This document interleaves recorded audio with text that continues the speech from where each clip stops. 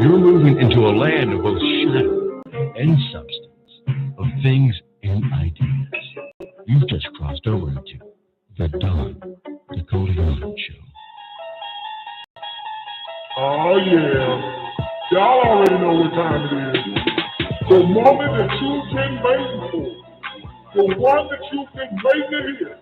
The one that calls the call, that calls the effect. Put your hands together for the baddest bitch in El Salvador. God, Nicoleone.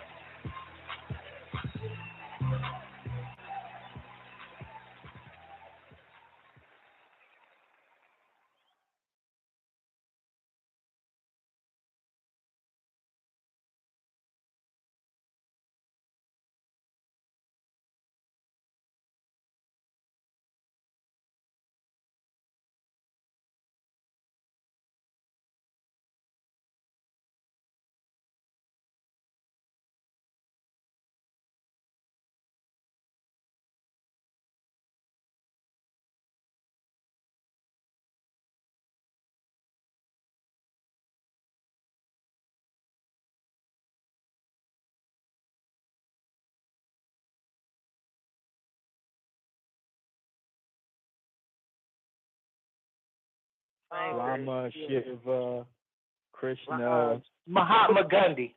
Mahatma Gandhi. Thank you so fucking much. Mahatma Gandhi. I'm saying fucking Chinese, and I'm thinking of motherfucking Gandhi. Mush wants you to speak in a philosophical term. Yeah, so I had to fucking exactly now. So what, Mother Teresa and shit. Boy, drop that shit again. Put it on Babylon Facebook so he can actually see how I worded that shit for this motherfucker. Cause I ain't gonna lie though, I was reading Neff and Self-Guided Comment and it was straight at him. And this was like, no, I'm not feeling that. Nope, answer not good enough. Right. It was like straight in his goddamn face and shit. I'm like, how more clear can it be? This nigga wants you to be like, to be or not to be. That is the question. Hell yeah, dog. I remember one night me and Mush was up talking and he was typing. I said, nigga, why you talk like you from the 1700s? That's what I told him one night. I'm like, why do you fucking type like that? Damn, Boy, you got to get out of my life, honey. Babylon, do you ever remember when Bodie and Mush got into a debate on my show? This was a long time ago, like 4 years ago, maybe 5. I can't remember. You don't remember that shit, I know right? it probably was the funnest day of my life, though. I swear it was. That shit was fucking funny as fuck because Mush was doing exactly what Neff is saying, right? He was, all that 1700 shit, right? And then Mush kept saying, from, from the spectrum of things. And then Bodie was like, spectrum? Motherfucker, what you talking about? Fucking a color spectrum? He said, you try to sound heavy and shit, but colors come out of a spectrum, motherfucker. He was like, nigga, you fucking just using goddamn words, motherfucker. I don't think you know what the fuck you talking about. Yeah. I think it was like from the spectrum of the, from my spectrum and shit. That was goddamn bush. Anyway, I digress. Okay. Who is your creative force of will using your mind, which brings forth creativeness for you to create your liberation? Liberation is not man-made. It is not something you wait for. You create it by using the creative forces of nature. And that nigga said, okay, got it.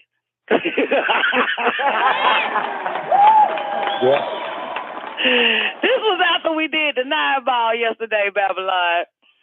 You know what I'm saying? Because everybody, when everybody high off that 9-ball after the show, here come Mush fucking Brainy Smurf come in and just blow your fucking high and shit. Yeah. What did you get from it? What did you get from it? That's what did you get from it? Yeah. What topic? That sounds I good. got it too now, though, after you read that, because I mean, I was like, damn, because you mentioned the word liberation. I didn't hear that the first time. And that made it even deeper for me, because you didn't just say like creativeness, but we got to use our creativeness to liberate ourselves. And that's beautiful. That's what it's because like it said, what it say? The one purpose of these booklets entitled The 9-Ball is to help change Negro mind to positive mind, the kind of mind we need for creativeness. And of course, creativity is the key to liberation. That's correct. Yeah. And I found that section right there, Don. I found this number 7. It says we accept as fact that creativity, love, and cooperation are the essence of success. Are the essence of success. Somebody said cooperation early. It might have been too smart ass.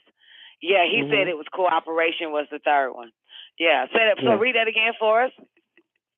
It says we accept as fact that creativity, love, and cooperation are the essence of success. Are the essence soul, of success. Meaning the soul of success. Yeah, that's what it reminded me of when I just read that. The creativity and liberation. That is the essence, the soul of it all. But wouldn't the essence also mean foundation of a thing? Yeah. The substantial reality. Absolutely. Yeah, nature. Yeah. Yes. And Dr. York also teaches that, not to confuse that, because that's a deep saying, but Dr. York also teaches that success, aggressive realization of a worthy idea. Okay. Neff, did you open up 615, Mike? No, I did not. Maybe I did with my retarded ass. Is 615, did you want to come in? Yeah. I apologize. How long your mic been open? Huh? I don't know. What's good with you, Math MD?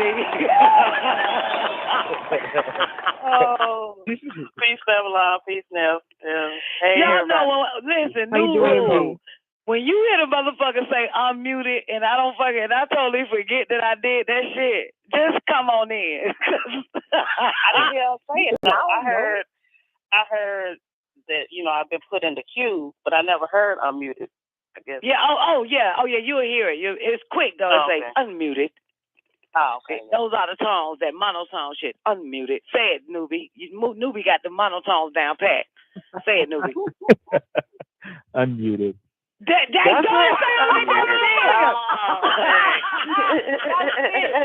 That's it right there. Newbie.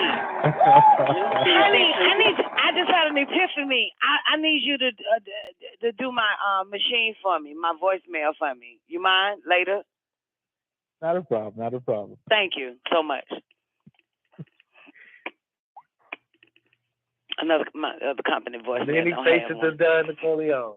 I said the many faces of Don Nicoleone, because you gonna use Newbie voice. You use Newbie. You using Newbie voice. Yeah. That's cool. That's what time it is. Yeah. Yeah, for the company directory. Absolutely. Because he got the perfect voice for it. Like Newbie, say this for me real quick. For the company directory, push 1. Do that real quick. For the company directory, push 1.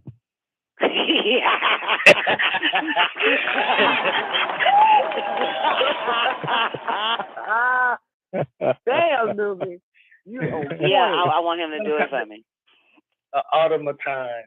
Yeah. Yeah, he got the perfect voice, man. I just fucking love his voice. He just he do it with no emotion, so this is what he's good at. The nigga don't have no emotions. This nigga is fucking androidable. Newbie, you are black Keanu Reeves, honey. We got our black Keanu Reeves dude. Because, you know, Keanu Reeves is an android. Huh? Did he just laugh like that? Doc don't laugh like that. Which Doc you talking about? You don't never? You talking about okay, the same type of nigga? Like, talking about Doc? Yeah. Talking about the Doc I know? Yeah, the Doc you know. I'm just telling Doc, them niggas is goddamn cut from the same stone. Oh, man. All right. Okay, I had something to add.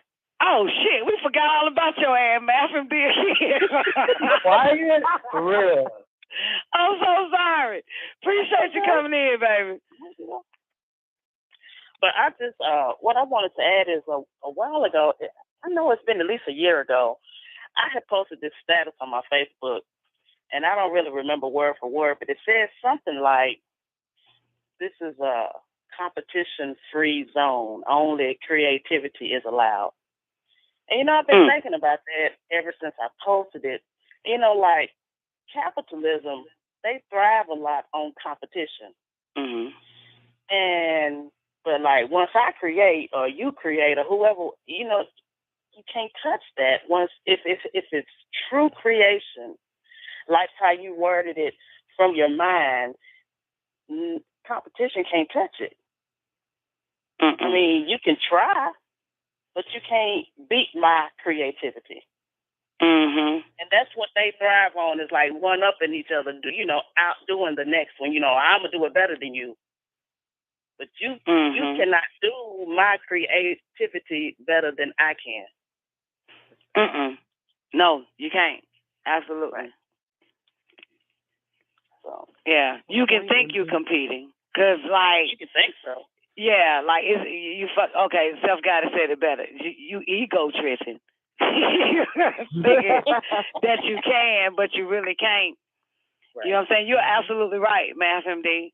Because sometimes, you know, I'm not really trying to, you know, toot WGAG horn all the time, but I've seen where people actually try to duplicate what we have here, but it's more of a competitive nature. Rather than joining us, they want to try to create something similar to it, or in a form of competing.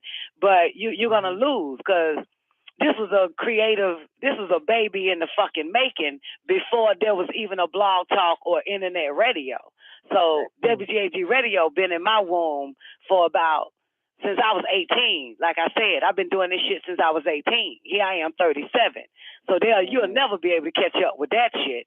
Because doing radio and right knowledge with it and entertainment that I've been as a baby since 3 years old in the entertainment, right knowledge by 12, you can't touch this shit I got here. You can't even compete. You can't go there. You know what I'm saying? You can't even touch it. So instead of trying to compete, you might as well join us. You might as well join the WGAG Radio family and have your show on this goddamn network, because you'll lose thinking you can box with this.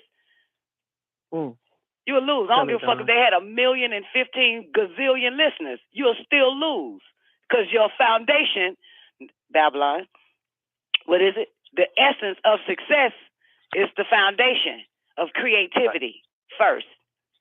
Love and cooperation. Yeah. That's a little bit different, ain't it? Yeah. It's a little bit different. Yeah, but I've been peeping that shit. I said, look at these motherfuckers. Look at them. Oh, look at their advertisement. Oh, look at how they doing it. You know what I'm saying? You can tell it got our formula on it. You know what I'm saying? You can tell they got our shit on it. Yeah. Yeah. But you're right. Say that saying again, Math MD. This is a competition-free zone. Only creativity is allowed. Absolutely. Absolutely. I like that. I like that. Yeah. Yeah. And then, if you ain't never been a hype man, or if you ain't never crop danced, you ain't gonna be able to rock a motherfucking crowd. MC means move the crowd, motherfucker. That's right. And this goddamn just from radio. So, nigga, we ain't even on stage. If you can imagine if we had motherfucking a goddamn TV, goddamn, whatever that shit called. What that shit called? A studio fucking audience, motherfucker. Mm-hmm. Like, this just straight off of visual. So, stop. Short, like, you might want to just stop. You ain't going to be able to do it. Because you have to be a bona fide entertainer by birth. You know what I'm saying? With right knowledge would be the icing on the fucking cake. And I got that shit. And you got to be funny, motherfucker. And that comes by. That's a gift, too. To be able to goddamn make a motherfucker laugh even when you serious. That's right. Even when you fucking being serious and motherfuckers is laughing. Mm-hmm. Shit, that shit is a gift, nigga. This ain't even on stage where you soft. We ain't even, what that shit called now? Soft, what Dr. York call it? Soft shoe. Soft shoeing. Soft shoeing. That's what he called Diddy. That nigga said that nigga Diddy goddamn on stage soft shoeing.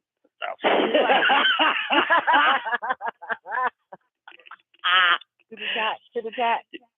You can tell that nigga old as fuck. So Diddy was on stage soft shoeing on that all about the Benjamins, baby. But he was. That shit was a perfect description. That nigga be talented shit. And that nigga did the Fred Astaire impersonation in that video. Yeah, that's the part that Dr. You're talking about. I know. Yeah, that's soft. That's soft. Damn, what the fuck that shit called again now? Soft shoe.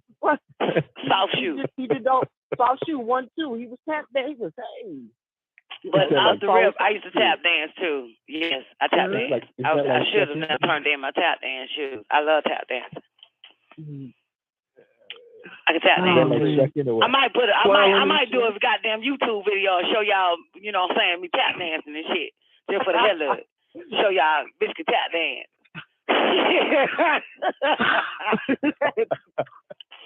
That shit is fire with them fucking shoes, man. Shit, you know, that shit is fire.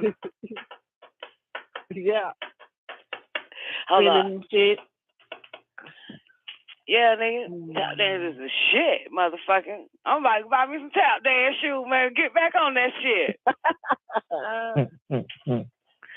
Shit. Goddamn. And some ice skates. Show y'all motherfuckers how to do a figure 8. Yes. Hey. But I don't like cold, so fuck it. All right. We ready. Newbie, if I may take over, baby, until I get interrupted again, can you back me up, Sugar Pie? I'm here for you. Thank you so much. Don't you love these type of motherfuckers, man? They don't drop the rope, Don.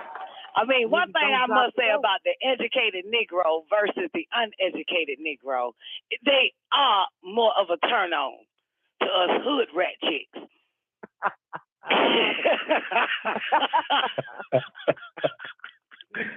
Oh, so, give me a 1 for all the hood rat chicks that's in attendance today, other than myself. If you're in the chat room, let me get a 1. I'm a hood rat chick. What's happening? Trinity, hood rat, appreciate it.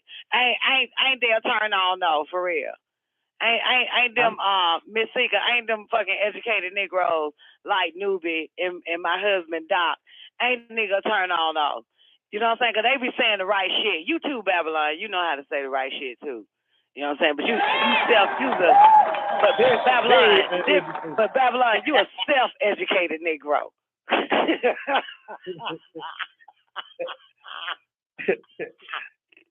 I agree. I agree.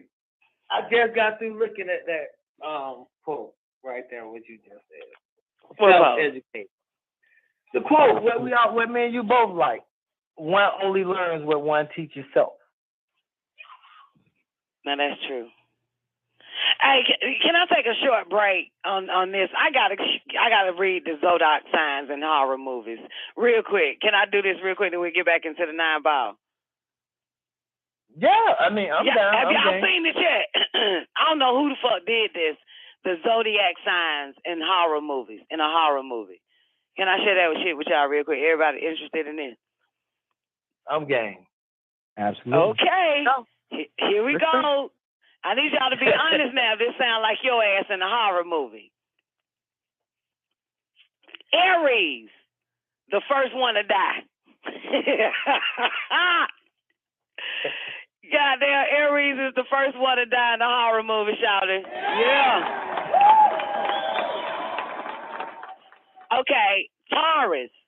Taurus is the one who comes home at the end to find everyone dead. And the Taurus in the building. I agree 100%. You a Taurus newbie?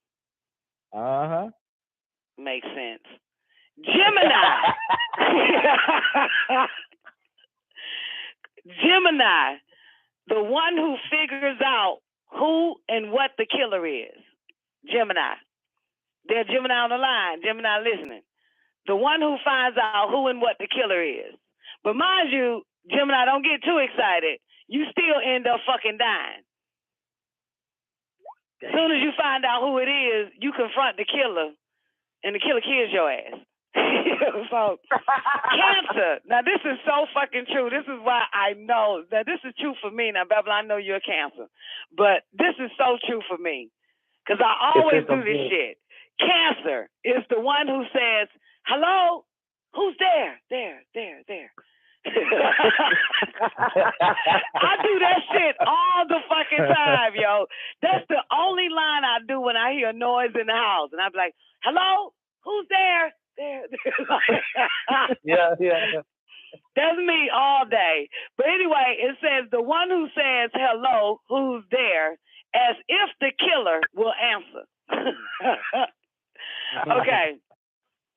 Leo, the one who tries to fight back and ends up dead. Now that's fucking true for the Leo. Come on, okay. Bring it. Yeah. Yeah, Leo is the one that try to fight back and ends up dead. Like, come on, motherfucker, I ain't scared of you. Right. That's all you got? Yeah, no doubt. Okay, the Virgo. I know we got a lot of Virgos listening to the show. The Virgo is the one who sacrifices themselves. Now that's fucking true. It's the one, you know, the one in the scary movie to say, "Go ahead, y'all run, I got it." Yeah, I can see that. Yeah, like I'll distract them. They be that motherfucker. I distract them while y'all get away. Yeah. That's a Virgo all day, ain't it? I can see that, absolutely. Okay, the next one is Libra. The one who says, okay, everybody stay calm. Then they freak out themselves. Yes, unbalanced ass. Unbalanced ass. Okay, who's a Libra? I got a sister that's one. So which one, the oldest or the baby? The oldest. Yeah. Okay. Yeah. Is this more accurate though? That the Libra that would be the Libra. Tell everybody to stay calm and then be the first one to freak out. Well, yes, absolutely. I'm in 100 with that. Okay. The next one is Scorpio. The one who runs out the front door instead of running upstairs. In the fucking movie and shit. But I always said, why run upstairs in the house? Might as well run out the door. In the scary movies. Like, who the fuck runs upstairs? You ain't lying. I mean, I don't get the logic in that. Man, I'll run out the fucking door. Hey, I'm wide open spaces. I'm out the front door. I got more angles. All right. Okay, here we go, Sagittarius, which is actually dominated. Sagittarians dominate WGAG Radio. Y'all ready for y'all? Here we go. Sagittarius, the one who's secretly helping the killer.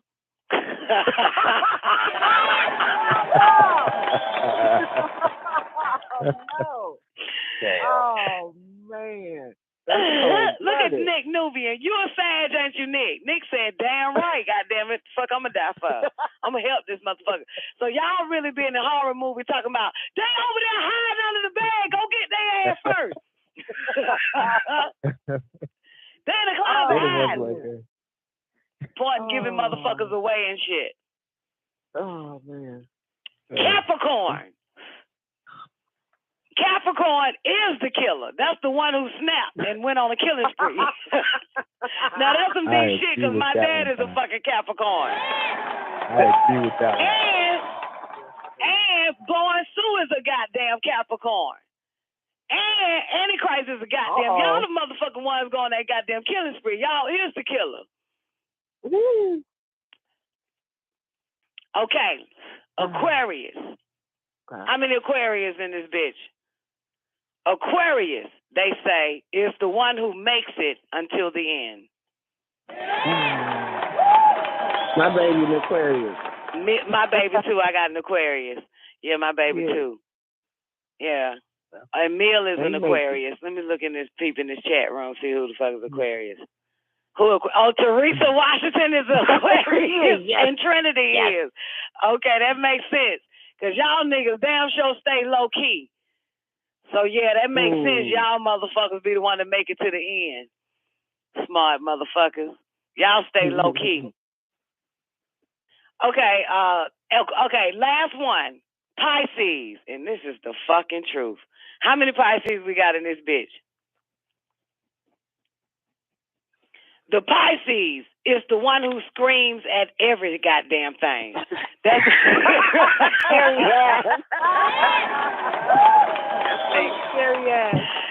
yeah, that's the one that screams running from the killer. That's the one that hides and see the dead body and starts screaming when the dead body starts popping out. That's them motherfuckers right there, goddamn. Oh, shoot. I'm a Pisces. Wow. That's you, Michelle. Yep. Them unstable motherfuckers. Because my son is a Pisces, and that nigga is the first one screaming. Even when I fell, when we went to the haunted house and the Texas Chainsaw Massacre nigga was chasing me, and Warrior pushed me down, because mind you, she the Gemini. And you know what it say about the Gemini? Gemini is the one that that fucking already know who the killer is. So the bitch pushed me down so that the Chainsaw Massacre motherfucker can get me. And Adamir was the first one screaming, "Mother! Mother!"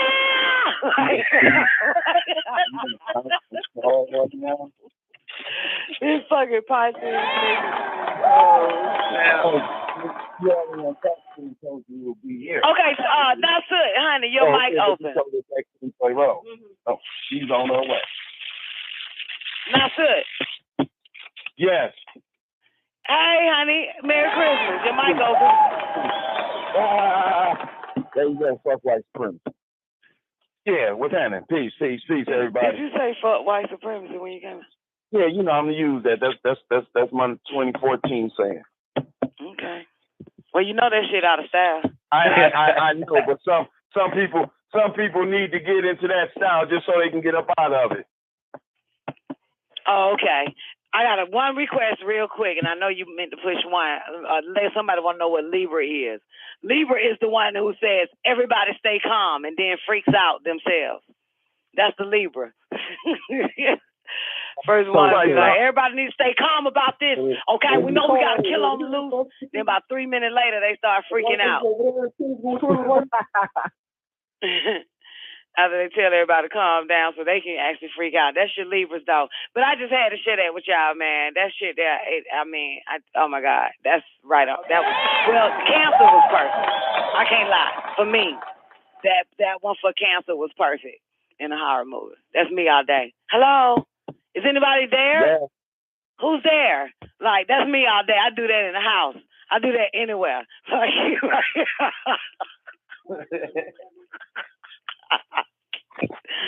Oh, fucking day. Okay. Nasir, you push one, baby. What you got for us? Okay, he muted. All right, y'all ready to get back into the 9 ball? Y'all asleep now? Ready when you are. Okay, we're in 33, correct? 33, and we still in the economy, right? Correct. Okay, 33, 9 ball. We're gonna try to get over this count. This count too. Okay, when we Ethiopians learn to control our individual selves, we can control our families, and if we can control our families, we can control our communities. And if we can control our communities, we can control a city, a state, a nation. So it starts with controlling ourselves. Okay. We all agree with that, right? I don't know how. Okay, I guess you're going to explain it. Self-control is self-discipline. And self-discipline means moderation in sex and abstinence from strong drinks, narcotics, tobacco, and marijuana smoking, etc. But only the intelligent among us can embrace and maintain this kind of discipline. And they can achieve it and perpetuate it by overstanding and adhering to non-knowledge, the best knowledge available to Ethiopians anywhere. Look at Antichrist. Yeah, you would be the first one to say, because Antichrist was fucking slizzard 3 days ago. Like, the nigga was drinking for like 13 hours straight. So let me repeat that shit.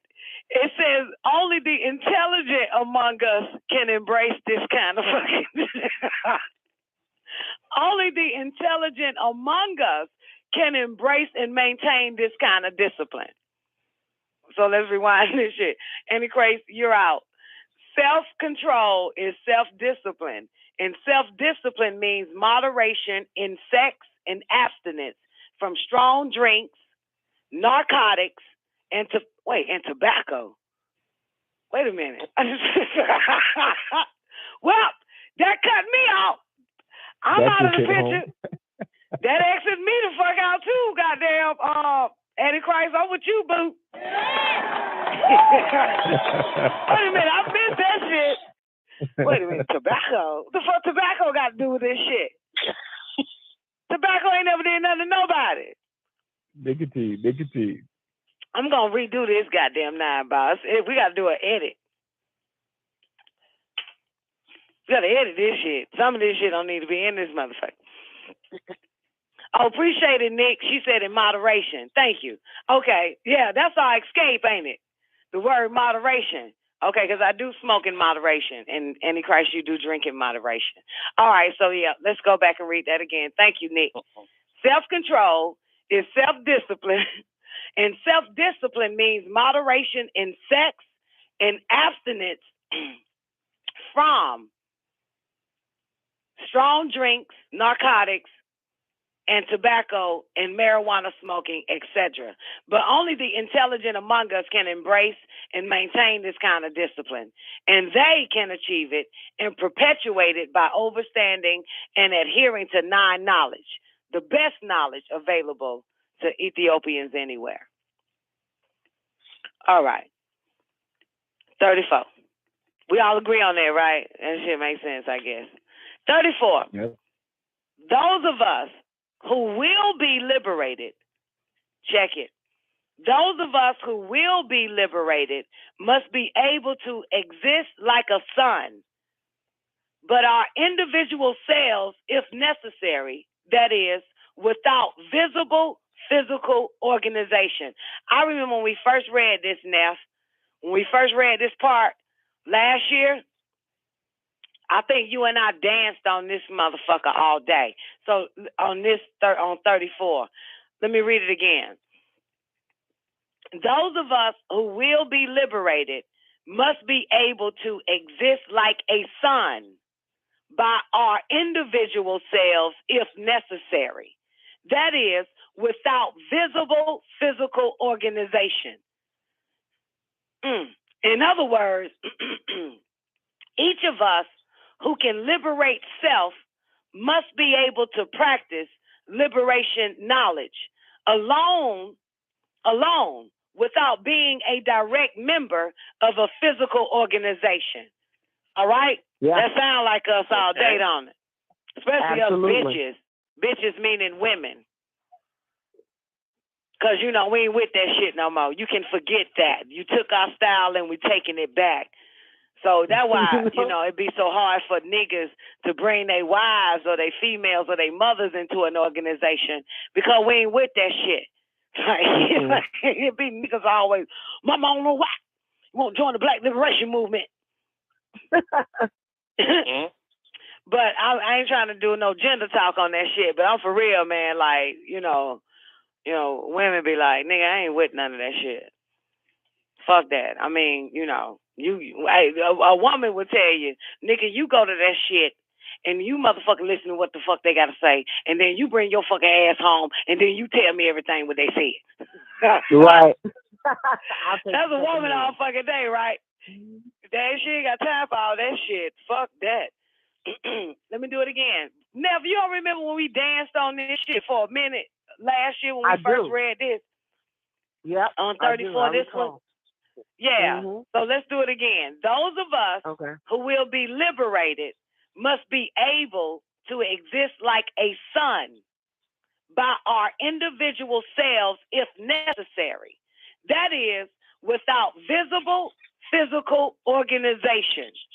In other words, each one of us who can liberate self must be able to practice liberation knowledge alone without being a direct member of such physical organization.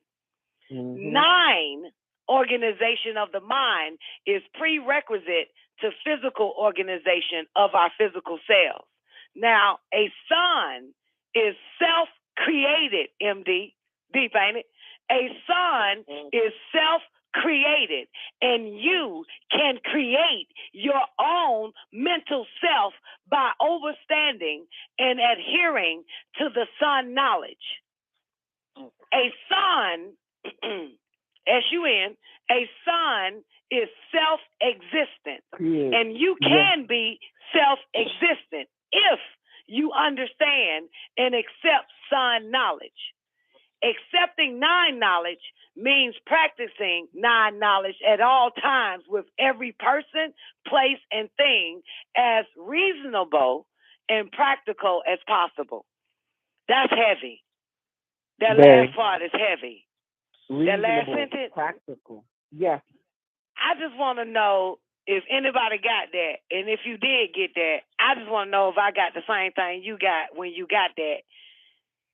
If you can explain that part. I just want to know if I got it the way it said it, and you got it the way it said it. Right. I mean, I take the way where I'm talking about this part right here. This part right here.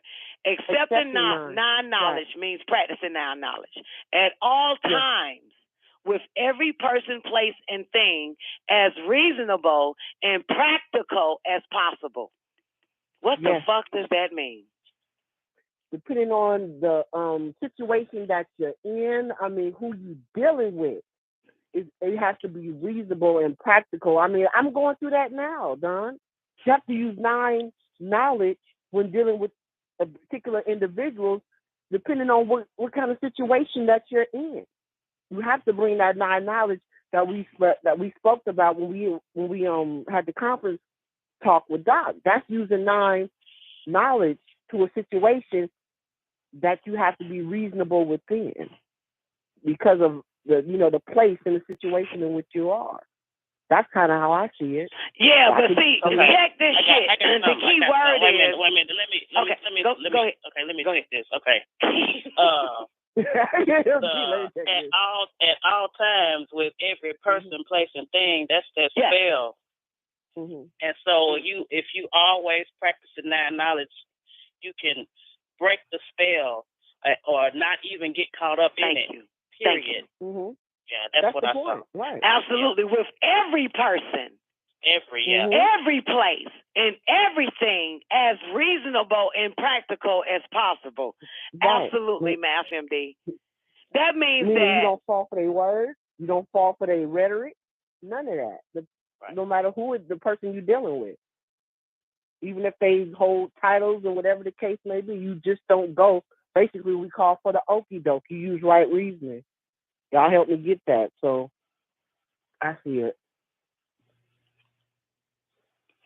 Anybody else want to add to it? Newbie, Babylon? No? Okay. Sounds reasonable. Don, Yeah, I will say this, Don. I'm sorry. Okay, go I'm ahead. sorry. I'm a little bit late. I heard you the last second. I was gonna say, Don, that one part that I thought you was gonna point out was the part where he say reasonable as something as possible. And so I was wondering, were you gonna say that? Does that leave room to not practice non-knowledge at a certain period or point, or that ain't what it's implying? I Why think you that's asking me overstood in the statement. To Well, me, because I figured, because I thought that's what you was gonna point out, and so I just, I don't know. No, I said if anybody can point, can tell me what they get from it, and I just want to know if I got the same thing that they got, and I just wanted to hear everybody say what they say, so then I could say, that's what I'm talking about. That's what I was thinking when I read that part. no, but I agree what you're saying, Babs. Definitely, because I missed that part, Don. You okay. Okay. So well, you say you agree with me though, even though I missed this shit.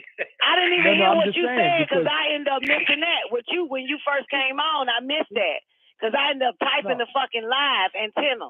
So I didn't even hear what you said. I just heard the last end when you was like, Don, I'm surprised you didn't, or something.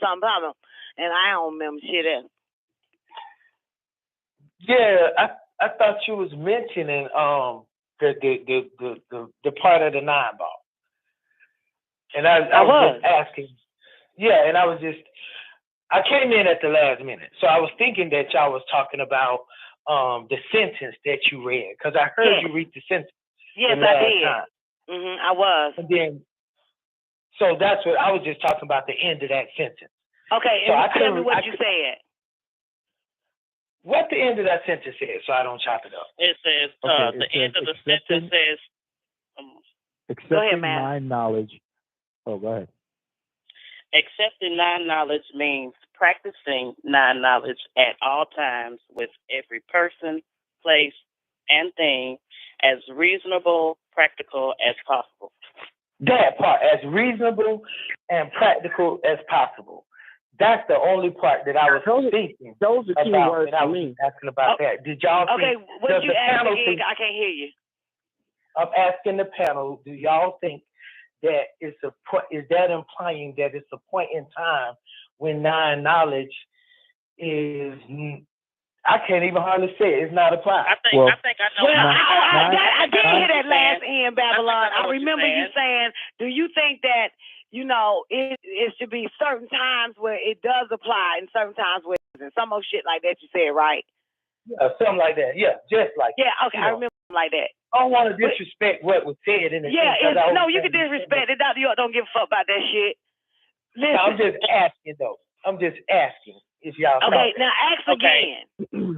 Can you? So in other words, you basically saying, can we turn it on and turn it off at will regarding the person, place, or thing dealing with us practicing non-knowledge?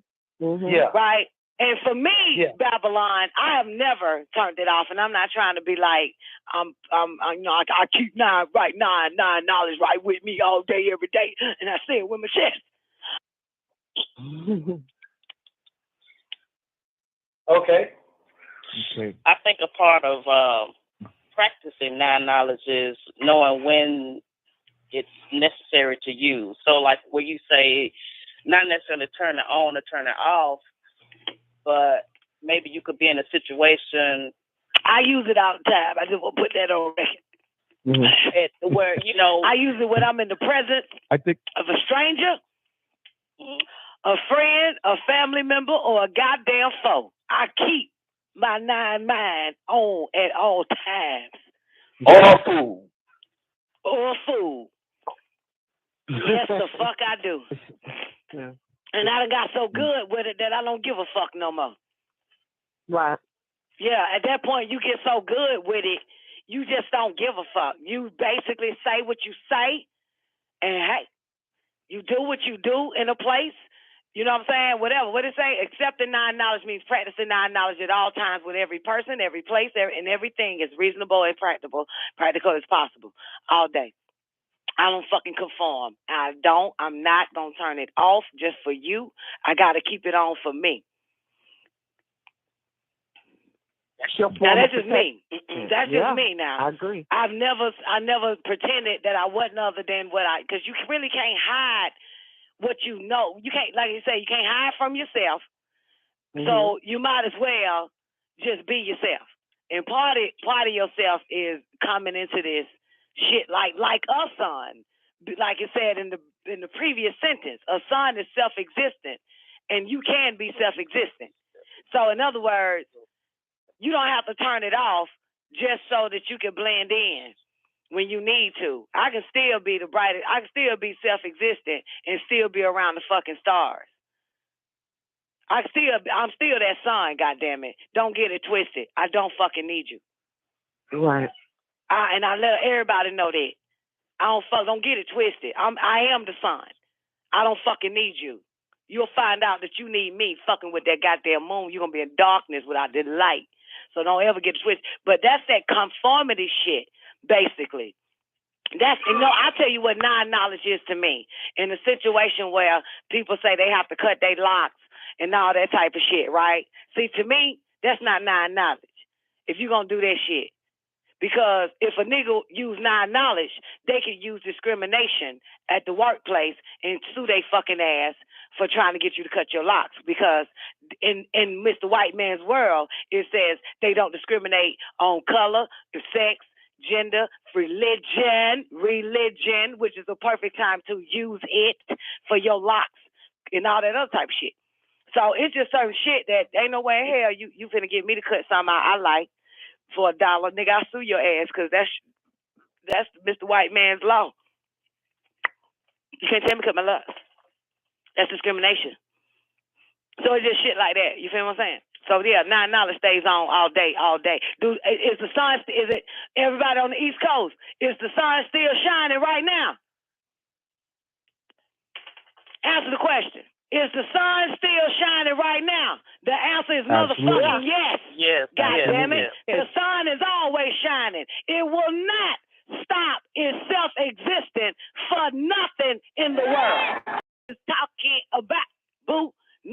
What it say? A sun is self-created. This is after where he says you don't have to be involved physically and visibly physical in a fucking organization.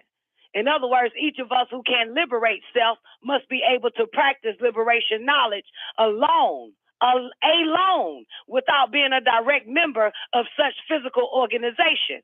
Then the nigga flipped that shit. Ain't that right, Charm? Then he flipped that shit to this shit right here. A sun is self-created.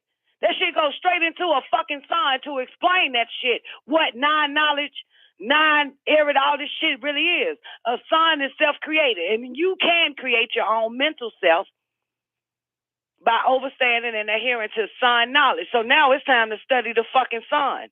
Do you think the sun give a fuck about any of them planets? Hell no. Do you honestly think about this shit? The sun gonna do what the fuck it does. It doesn't give a fuck whether or not it shed light on planet Earth. It could care less. It's only concerned about its own existence and making sure that Leviathan or the Zodiac, it don't fucking start to evolve. That's the only thing the sun is concerned with. As long as I don't evolve, goddammit. As long as I don't go through the evolution of 6 ether, goddammit, I'ma stay 9 ether. Shit. All the other planets react off of the sun, but you know that it stands alone. It controls everything around it. It's self-sufficient. It's self-sustaining, and everything else needs it. Absolutely, and that's why that motherfucker said, what he say? A sun is self-existent, and you can be self-existent if you understand and accept sun knowledge. So accepting non-knowledge means practicing non-knowledge at all times with every person, place, and thing as reasonable and practical as possible. Like how the sun do it. I saw a Facebook post earlier before the show started, and somebody put some shit like this on that motherfucker. Listen closely. They said some shit like this. Real simple. One number, one sentence. The sun don't just shine on your family tree, motherfucker.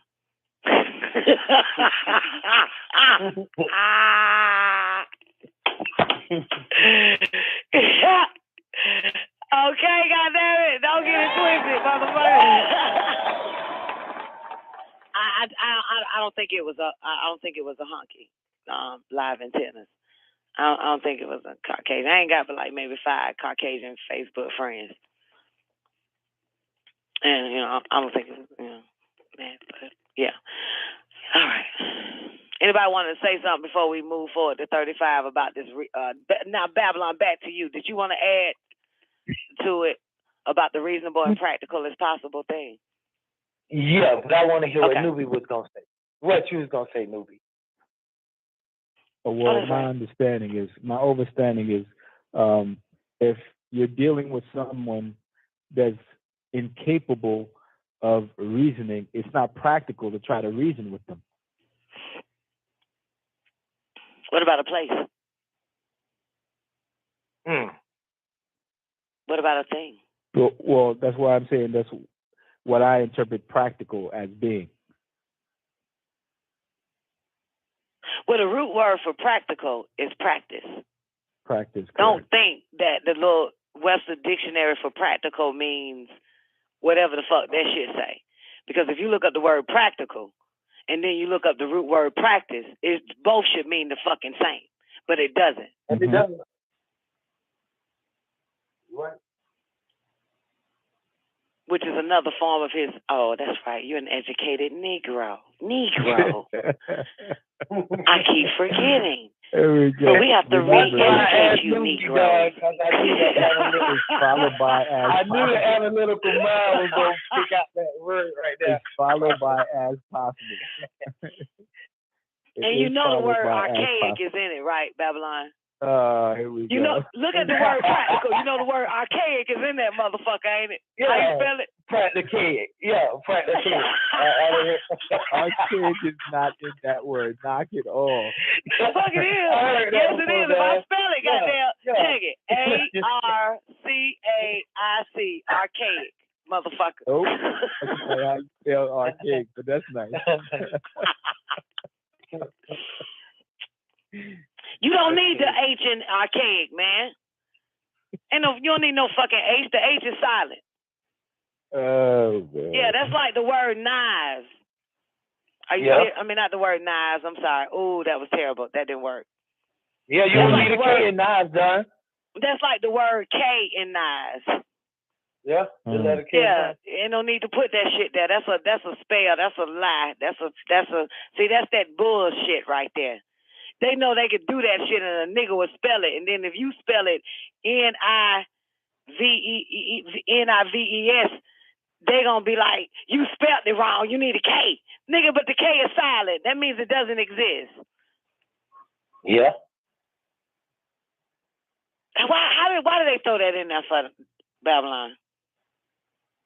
The K. Mm-hmm. To connive, motherfuckers. Them conniving bastards. Knives. To cut motherfuckers off. That's why they put it in there. You're right. But you know that K is powerful shit, though, man. I know it. Like Kmart, goddammit. Yeah. Like Circle K. Like, goddamn, K is still Christ. Yeah, and Ku Klux Klan, Ku Klux means circle. KKK, absolutely. Yeah, means the circle. Ku Klux. Mm-hmm. So that K is this 11th letter. 9/11. It's the 11th letter. 11/11.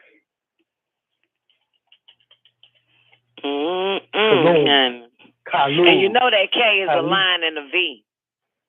Yeah. It's about 3 V's in the K. Look at the K. Yeah. Everybody type the letter K. You'll see 3 V's. They know what they're doing. Yeah. Yeah. And then, that's some deep shit about the letter K though. Yeah. As a matter of fact, so the K don't belong there, and the K is not a natural spot to be a silent letter when it's such a hard sound as a K. So no. Exactly. That's some bullshit.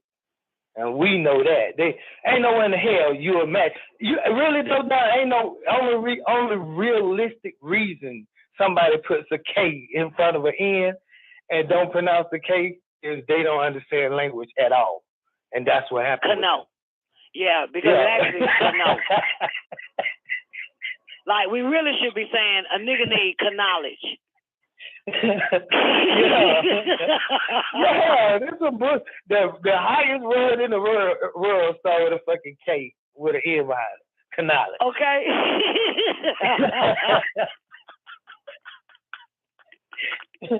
This is some dumb shit. Oh my God! Don't you hate this shit? Yeah. What's the Nuwapic word for knowledge? I know no is a brifu or some shit. Tahum. Huh? Tahum. Who? Tahum. Like who? Tahum. Spell it. THAHUM. T? If I'm not mistaken. T as in Tom? Yeah, Don. T as in Tom. H now, as is that in house. Nuwapic or Nubic? No, I said, if I'm not mistaken, I think that's the word for knowledge in Nuwapic. You said knowledge, right? Uh-huh. But that might be overstand. See, that might be overstand, but yeah. Okay. I can't remember. Man, we got to do our language show, though. We got to do our Nuwapic show, man, so we can be fluent in this shit. So this is some bullshit. Okay, let's go. Y'all ready for 35? Okay, Nubi, are you done? So Babylon can add that little shit. We ain't going to finish this shit. I'm telling you this shit right now. No, I was done. Nubi did it, though, Don. That's what I wanted to say. I mean, he basically said what I thought that he was going to say. I just wanted to hear it from him. And you basically straightened it out just like I knew. I was just like, I know Nubi going to think that it's a way out. And you said it when you said about the sun. I was thinking, though, that on the level of non-ether is all existing gases. So that would mean that you would cover all the gamut. So it really would be a level a motherfucker could stoop to that you wouldn't be on and master too. Hey, there you go. Bam, right there, in your face. Say it with your chest all day, every day, on the street, on the moon.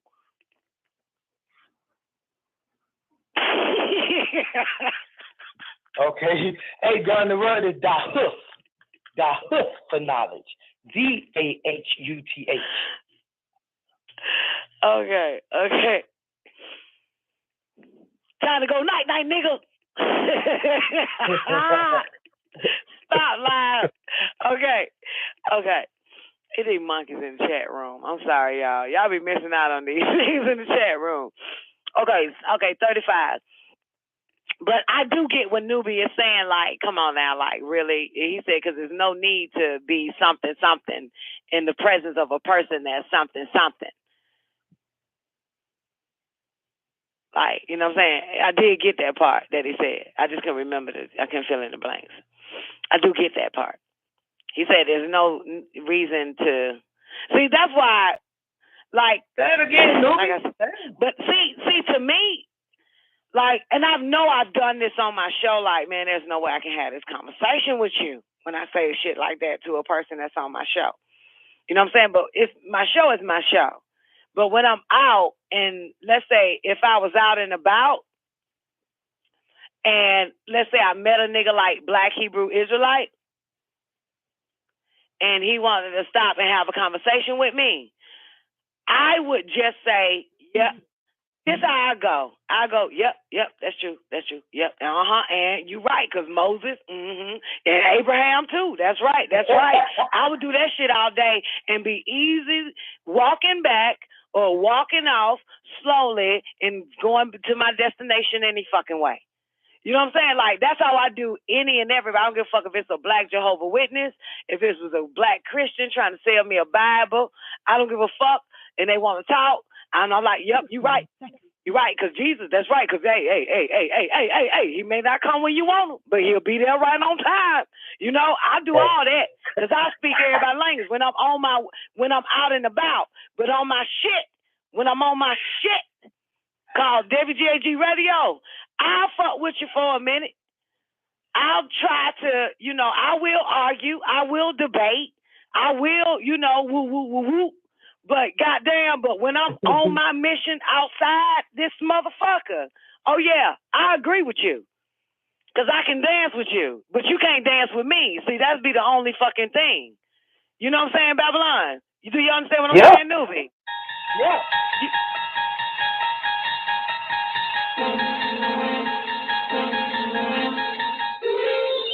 You unlock this door with the key of imagination. Beyond it is another dimension, a dimension of sound, a dimension of sight, a dimension of mind. You're moving into a land of both shadow and substance, of things and ideas. You've just crossed over into the Don Nicoleone Show. Oh, yeah. Y'all already know what time it is. The moment that you've been waiting for. The one that you've been waiting to hear. The one that calls the call, that calls the effect. Put your hands together for the baddest bitch in El Cologne. God, Nicoleone. Cologne. I'm in the love of the all, and all love is in me. I am a part of the all, and the all is a part of me. I am one with the all, and the all is one with me. I can succeed as a part of the all and fail as an individual. I can be all that I wish in the all as long as my wish is to stay in the all. I'm never alone.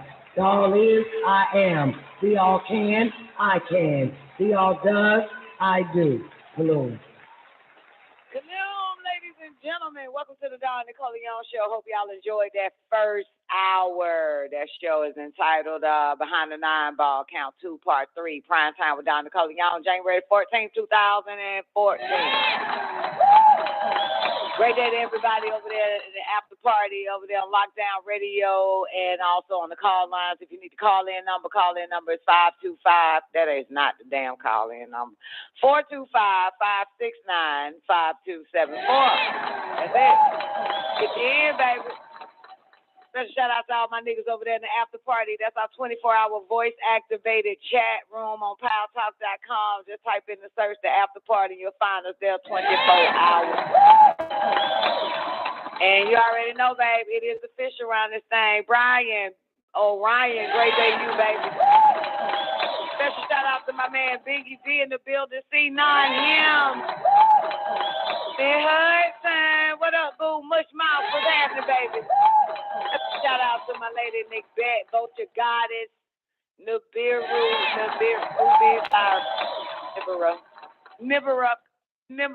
Week 9 is in the building. Newbie, great day to you. Self-guided, what's up, players? Oh, I be missing me some self-guided, man. Great day, Sister Zena in the building. Sweet old shoes. Gotta show some love to J1 wherever you at, dear. Hope all is well with you. One time for Nefertiti about the game. All right, let me cross the street over here real quick to holler at the cellmates, man. Great day, Young Taekwondo, Quincy Thomas in the building.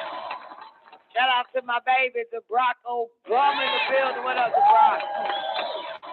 Everybody else in this thing, man, drop some ones over there in that chat room over there on YouTube. Subscribe, hit the bell button, and select all. You'll be notified when we go live on YouTube. Well, we stream into YouTube from WGAG Radio and blogtalk.com. It's official.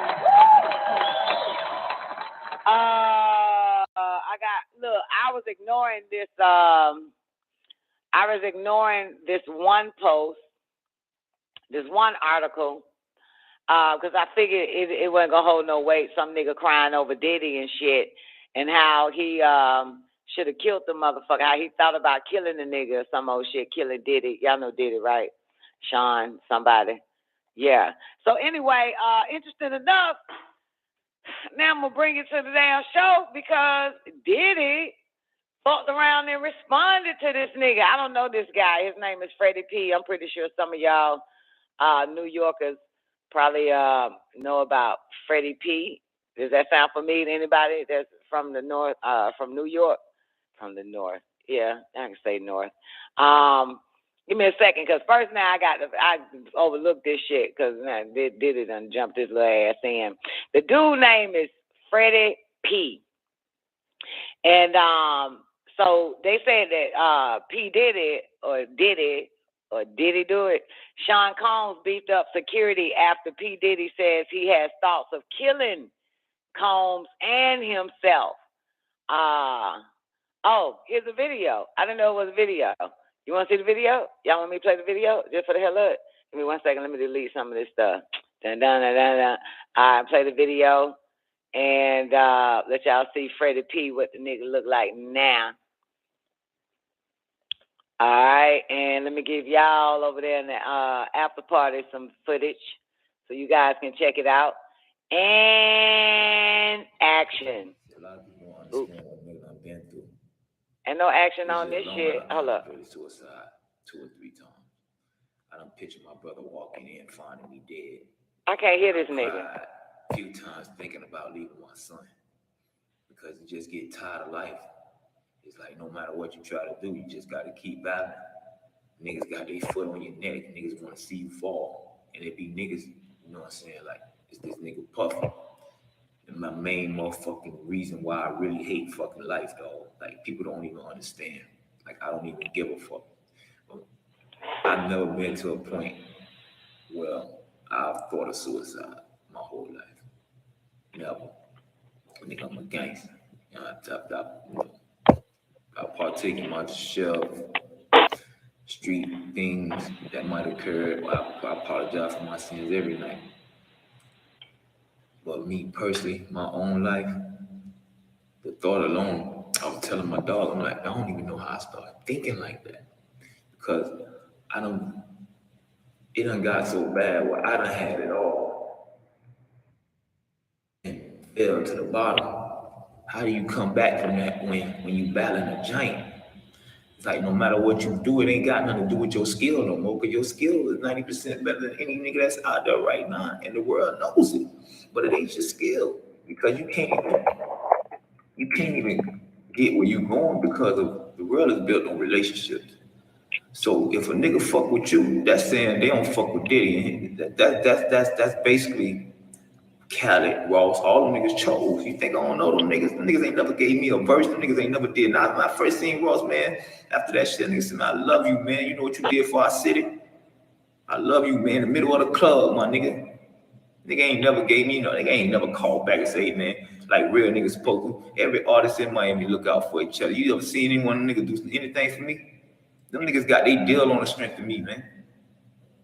Khaled, them and Diddy relationship is built off me, man. That's why them niggas don't fuck with me. That's why they can't fuck with me.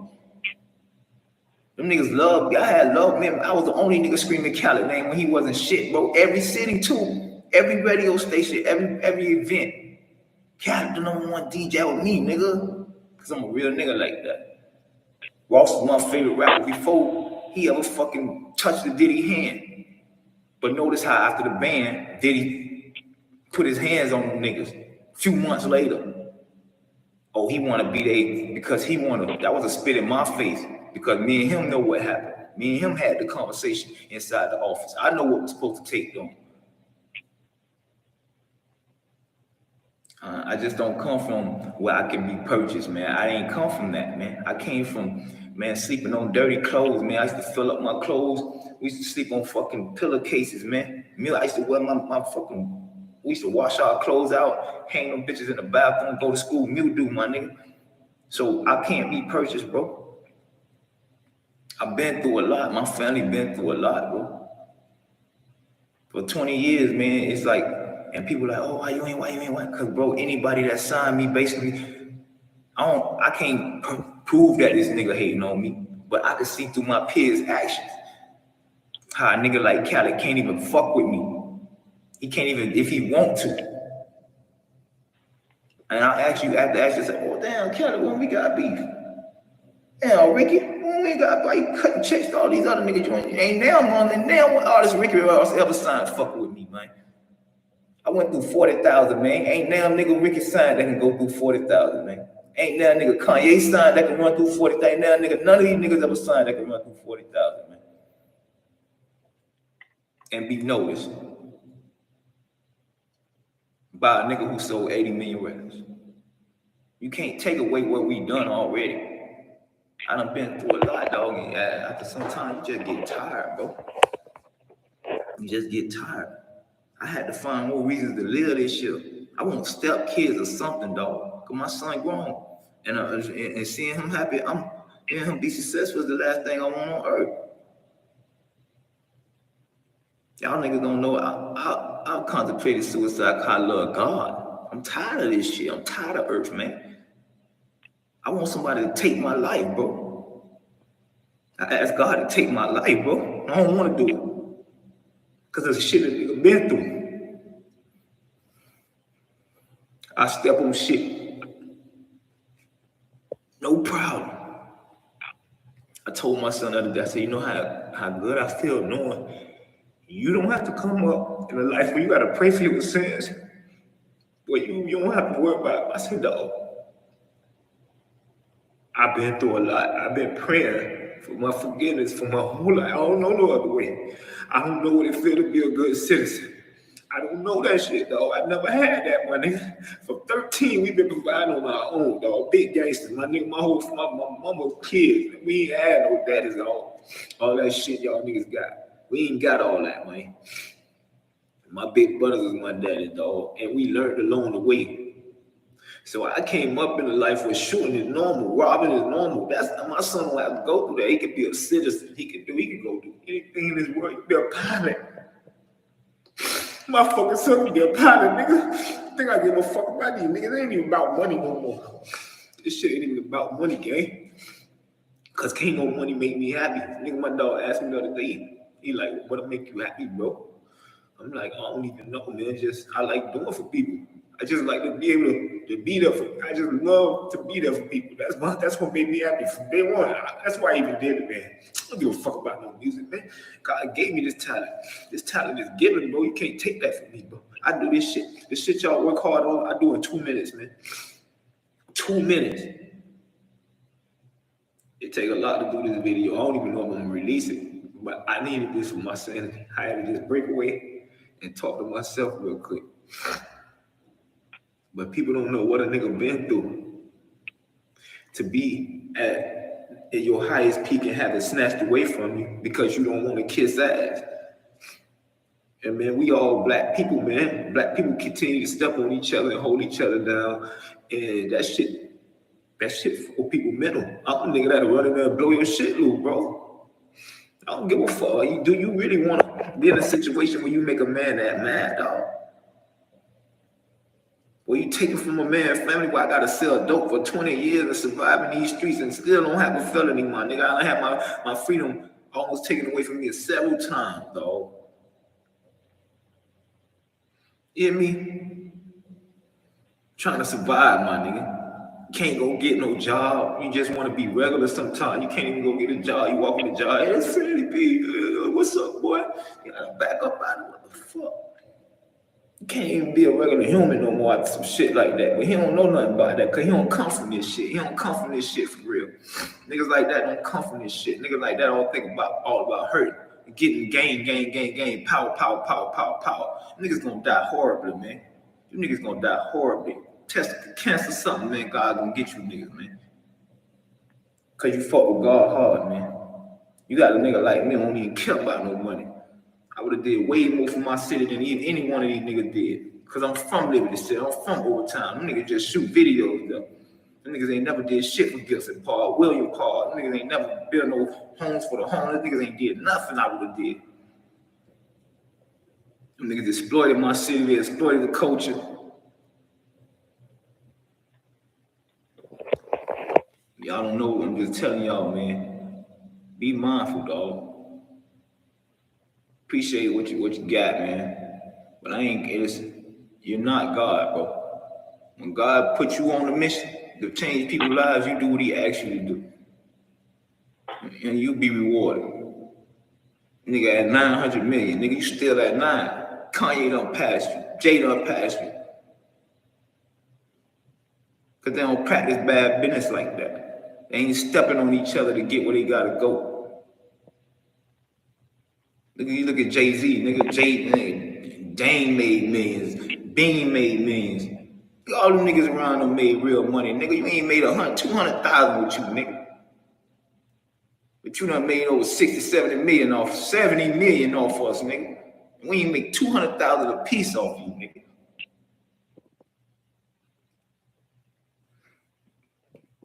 Listen, man. I just want to tell y'all, this music industry ain't what it seems. I got people in this music industry right now that won't fuck with me, and I was cool with them. They won't fuck with me because of that nigga. Because fucking with me and you won't fuck with that nigga. He take it personal. He want to shut doors, so they don't want to have nothing to do with that, and I don't blame him. I blame that nigga. Telling you, man. I had to talk to Dalon. I tell my brother what I was going through. I had to talk to Sean. Sean, Terry, the real people that's up under me know this shit, they know I love. I'm fascinated with them. I'm ready for the next journey. When you go through what that nigga put a nigga through for the last 20 years, you get tired, bro. You just tired. You grow hate. It's like a cancer. It's like, nigga, what type of nigga is you? I want to leave this here in case I ever fucking perish, my nigga. You could look back at this, dog. You die before me, dog. How you think I'm gonna feel? You think I'm gonna laugh? Or you think I'm gonna cry? When you die, people supposed to cry about you, dog. This world gonna talk bad about you, brother. This world gonna exploit every bad thing. How you got every bad dollar? Your legacy is fucked, man. And you don't even go back and try to make it right, my nigga. Cause that shit not in you. Y'all niggas be worried about what's on you, not what's in you. That's the difference between everybody in y'all generation and my generation. That's the fuck generations, period. You niggas that's built for money only worry about what's on you.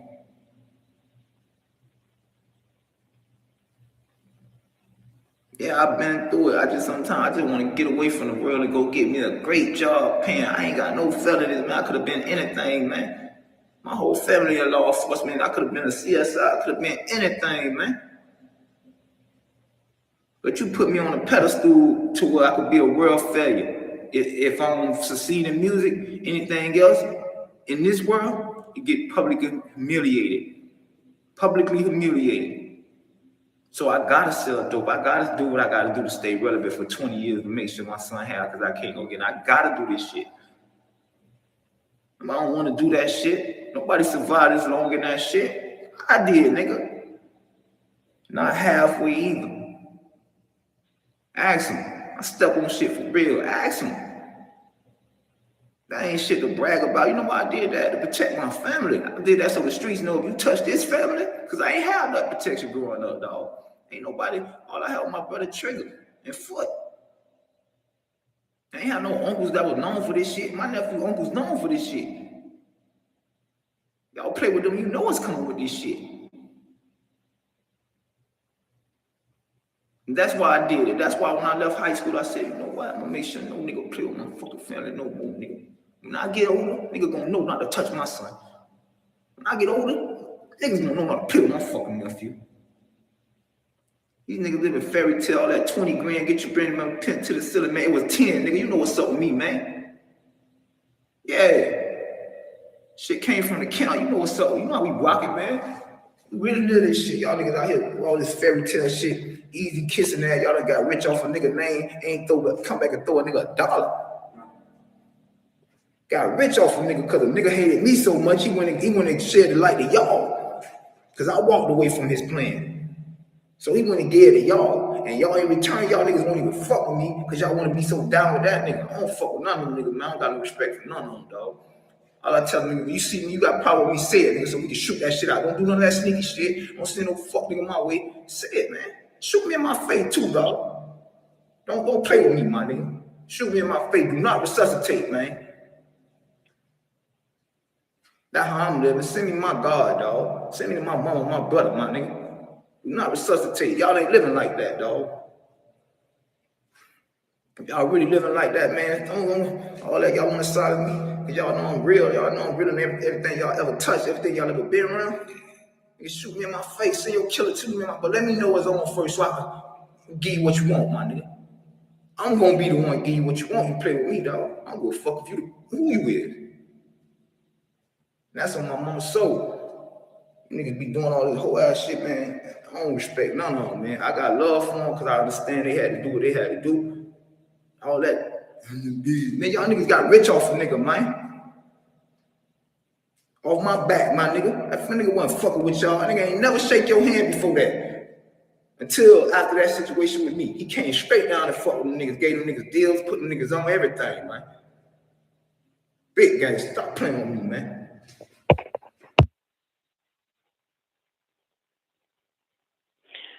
Wow. I don't even know who this motherfucker is. But this, I don't even know if I have just become desensitized from every goddamn thing. But this motherfucker is fucked up. This nigga is fucked up. Yeah, this guy here is fucked up, man. It's, whew. I remember making the band, Nick Bat. I just don't remember this nigga. I only watched it when the first making the band, I think, was the females. They did a spoof on the Dave Chappelle show. Nah, I wasn't keeping up with that type of shit. But damn, this motherfucker here. Oof. Oof. Oof. Wow. I don't know what to say. You know what I'm saying? Let me see if I can read some of the comments from his page and shit. Damn. Motherfucker. Hold up. And that was 14 minutes. That shit went by kind of quick. Let's see what they say. I love you. Since the last we spoke, I had a heart attack, a stroke, a seizure. I'm currently paralyzed in a fucking wheelchair. Still having thoughts about suicide. I'm on a dark place right now, on my way to dialysis. I don't know how much more I can take. This somebody else's shit. Like, on his comment, they look like his circle of friends are fucked up, man. Like, god damn. This motherfucker here paralyzed, had a heart attack, had a stroke on the way to dialysis, won't think about it, got suicide thoughts as well and shit. What the fuck? All right, Chick 6688, God hears your cry. You got this, Freddie. I believe in you, homie. I got a hook for you. I need you to write to it ASAP. Sometimes the truth is a necessity. I wish it was every day. Hold your head up, homeboy. You are inspirational to a lot of people, whether you see it or not. Philippines, chapter 4, verse 6 through 7. NIV. I have no idea what the fuck that is. Do not be anxious about anything, but in every situation, by prayer and petition, with thanksgiving, present your request to God, blah, blah, blah. I don't read that bullshit. That is depressing. Sometimes we just a reminder of who the fuck we really are, what's in us, no man can take from us. Hold your head high, fam. Do shit to help remind you of the GOAT you really are. Stay motivated, stay positive. Tomorrow's a new day. Another chick say, you might be ready for death, but you don't just live for you. Others need more time with you, blah, blah, blah. Just Jazz said, hey, boy, keep pushing because the world needs your inspiration. This video going to stick with me forever now because you got a true light about you, bruh. I watched you as a kid on TV putting on for the yayo. Can't nobody ever erase your history. Head up, Freddie. Just know we got you, whoa. Stay solid. Hey, brother, like I told you in your other post, got mad love and respect for you, baby. Not reason I continue to watch that show was for your nests and babes. Y'all the reason I ever picked up a mic to spit, even for fun. Y'all gave people like me a reason to give. entertainment or shot. However, I can't. Man, let me do me a goddamn suicidal fucking video. Fuck this shit. I'm goddamn do me a goddamn suicidal fucking video, man, so I can get about 30,000 motherfucking goddamn views on it and shit. I'm about to kill myself, man. This shit hit hard like a motherfucker, man. Goddamn, man. Give me some inspiration. Give me goddamn a bunch of paragraphs and shit on my goddamn comment. I'm about to do that shit right now. Goddamn, I'm about to go live on Instagram, man. Just tell everybody, I can't take it no more, man. I can't take it no more, man. These motherfuckers did a bit wrong. You old pussy ass nigga. If I ain't no pussy ass nigga, though, you ain't finna do me like that. That's how they be, boy. Them motherfuckers be confused. Them motherfuckers, 1 minute they goddamn, fuck that shit. Shout it, man, like God, I want to die. But God got the reason why I'm here. You know what I'm saying? Fuck these pussy ass niggas. I don't respect these niggas, but I love these niggas, man. You know what I'm saying? Like, these motherfucking him, man, for 20 motherfucking years, man. For 20 motherfucking years, man. Like, yo, man, I told my son, like, look here, nigga, man, you ain't got to go through this shit. But for 20 motherfucking years, man, I ain't even want to get a regular ass goddamn job, man. Because that motherfucker be like, what up, Freddie P? What up, the band? And shit like that, man. Like, you know what I'm saying? So I fucking sell a dope, man. I ain't even got no felon on me, man. But I still get me a job, man. But I ain't finna get no goddamn job, man. Fuck these pussy ass niggas, man. This shit him. Man, this shit hell like, man, fuck Diddy, fuck all them motherfuckers. I don't respect them niggas, but I love them niggas, man. Then them motherfuckers don't even want to fuck with me and shit, because Diddy told them niggas not to fuck with me and shit. You know what I'm saying, man? But goddamn, man, fuck that. Shoot me in my face, resuscitate a bitch. Nah, fuck that. Don't resuscitate a bitch, man. Y'all ain't really about that shit. Y'all niggas on that fairy tale ass shit. I bet you ain't about that. Do not resuscitate like I am, because I'm a hard-ass motherfucker, man. I'm a hard-ass motherfucker. Don't fucking resuscitate a bitch. At the end of the motherfucking day, you fuck niggas playing these whole-ass games. Sum that shit all up into goddamn 2 minutes real quick of what this motherfucker said, nigga. Woo! Goddamn. Man. Damn. All right. I just want to put on record that Newbie and the rest of the females, the sisters, and the after party gave 2 fucks about this nigga. The females and Newbie were like, this motherfucker. Newbie said this nigga looking for a scapegoat. And the sisters in the chat room was like, man, this motherfucker here is mentally fucked up. Y'all ain't got no compassion for a motherfucker, right? No compassion for a motherfucker. Nah, man, it's something wrong with all this shit, man. And, you know, I just have to say, you cannot, like in the words of Dan Pena, and this goes for everybody, it's not about what happened to you. It's about how you interpret what happened to you. And from there, you know what I'm saying? Like, it's how you see it, how you interpret it. So you're going to be fucked up. You know what I'm saying? So, you know what I'm saying? Like, this motherfucker is like, I've seen it with a lot of people. This ain't the only motherfucker, man. I got a daughter that's, and I talk to her from time to time about this type of shit.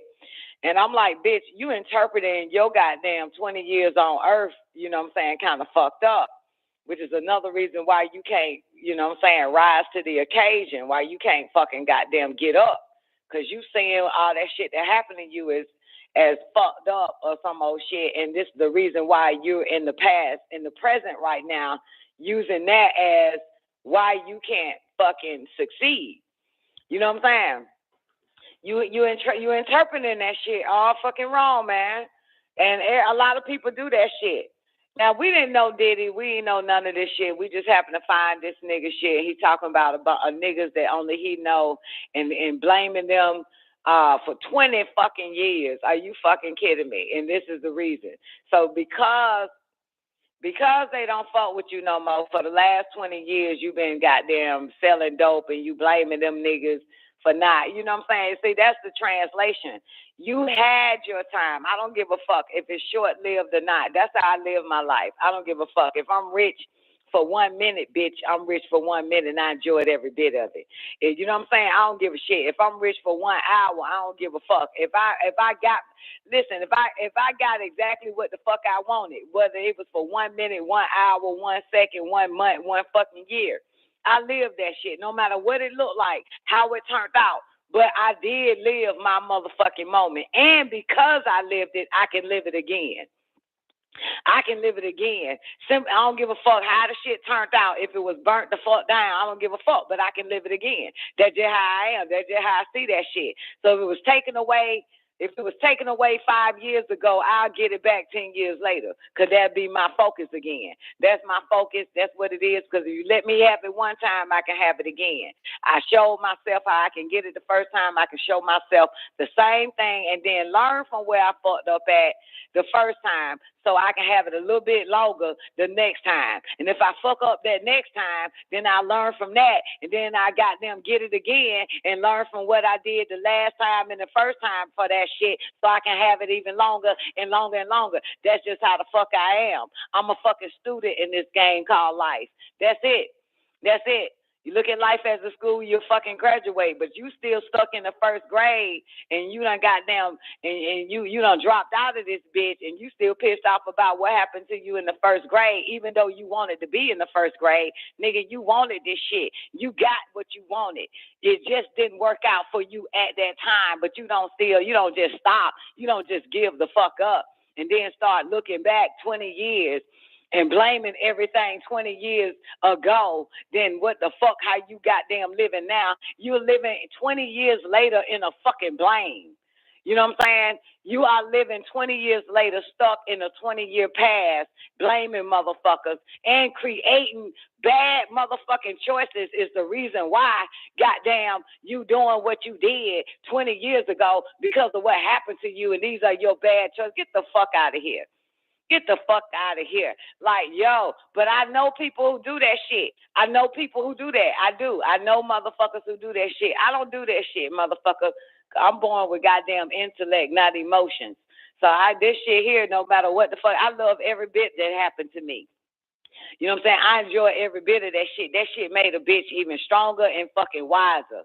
You know what I'm saying? And gave me a complete understanding, not an understanding of what the fuck happened to me 5 years ago, 10 years ago, 20 years ago, 45 fucking years ago. I got a complete understanding. All of that shit. The greatest pain, the teacher is the bearer of pain. You know what I'm saying? When it's pain, motherfucker, it's time to learn. You know what I'm saying? Same way if you hit your fucking toe on a goddamn coffee table, that you feel the pain. So the first thought is to avoid it next time. So that's what you learn. Or move the fucking table away in your walkway so it will never happen again. So pain is the greatest fucking teacher, man. I don't understand this shit. People stuck in fucking pain, and then with pain, you stuck in that bitch and you ain't learned how to avert it or learn from it. Motherfucker, now you start pointing fingers at every fucking body. You can't fucking advance that goddamn way. So this bastard with a fucking child is sitting there, goddamn, want to give his son wisdom and can't apply the same motherfucking wisdom that he gave his fucking son to himself. It's people like that. It's people like that. They can give you a whole goddamn book of fucking wisdom and their whole life is fucked up and they won't apply it. They can administer to others, but they can't administer the same shit to their motherfucking self. That's that fucked up shit. It's people like that. They are fucked up. How they get fucked up, I don't fucking know. They ain't looking at life as a school, baby. They ain't looking at life as a school, motherfuckers. They are confused. They feel like they hurt and shit. You got to get over it. Learn from the hurt. Learn from the pain. You know what I'm saying? Learn from that motherfucker. Why do I have to experience that? What am I to learn? What did I do? You know what I'm saying? This is the order of Melchizedek. I've been in the order of Melchizedek since I was goddamn 16, 17, 18 years the fuck old. So one of the things is, what role did I play in this motherfucker? What the fuck did I do wrong? Because you always got to look in that mirror and question yourself about it. It ain't nobody but your ass in that mirror. You played a part in that motherfucker. Okay? And you figured you got the shitty end of the fucking stick. That's your fault. That ain't got nothing to do with nobody the fuck else. These are your motherfucking choices. You chose not to kiss ass. Words out your motherfucking mouth. You chose not to kiss ass, so this where you at then, goddammit. Said the motherfucker didn't want to fuck with me no more because I didn't want to kiss ass. Well then, motherfucker, hold your head up high. Hold your head up high and use that as your platform. Use that. That should have been your goddamn springboard. You ain't got to kiss ass. Nigga, you had the fucking money. You could have built your whole goddamn studio with the goddamn 2 cents that goddamn Diddy gave you and still put out fucking heat. Still putting out hits. If your ass didn't want to kiss ass, motherfucker, you had the necessity. You was on and popping regardless if fucking goddamn Diddy stopped fucking with you and the niggas Diddy told to stop fucking with you. You still could have built your own fucking world, player. The fuck out of here. God damn. The fuck is this shit? The fuck? Who the fuck you got in your life right the fuck now or 20 years ago, player? Because I don't kiss ass. That's why I make sure I have my own. I spend $1, invest $1, and I save $1 so I don't have to kiss nobody fucking ass. That's what the fuck I do. That's just common sense. If you don't like kissing ass, that's different.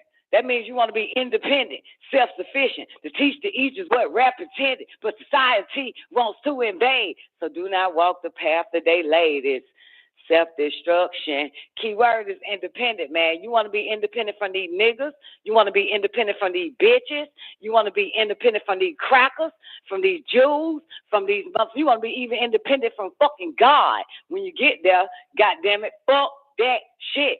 So whatever grain of wheat that you got, motherfucker, you supposed to put it back in the fucking ground, boo. You know what I'm saying? That's what freedom is about if you don't want to kiss nobody goddamn ass. Because I damn sure ain't an ass kisser. I don't give a fuck who you are, what you got.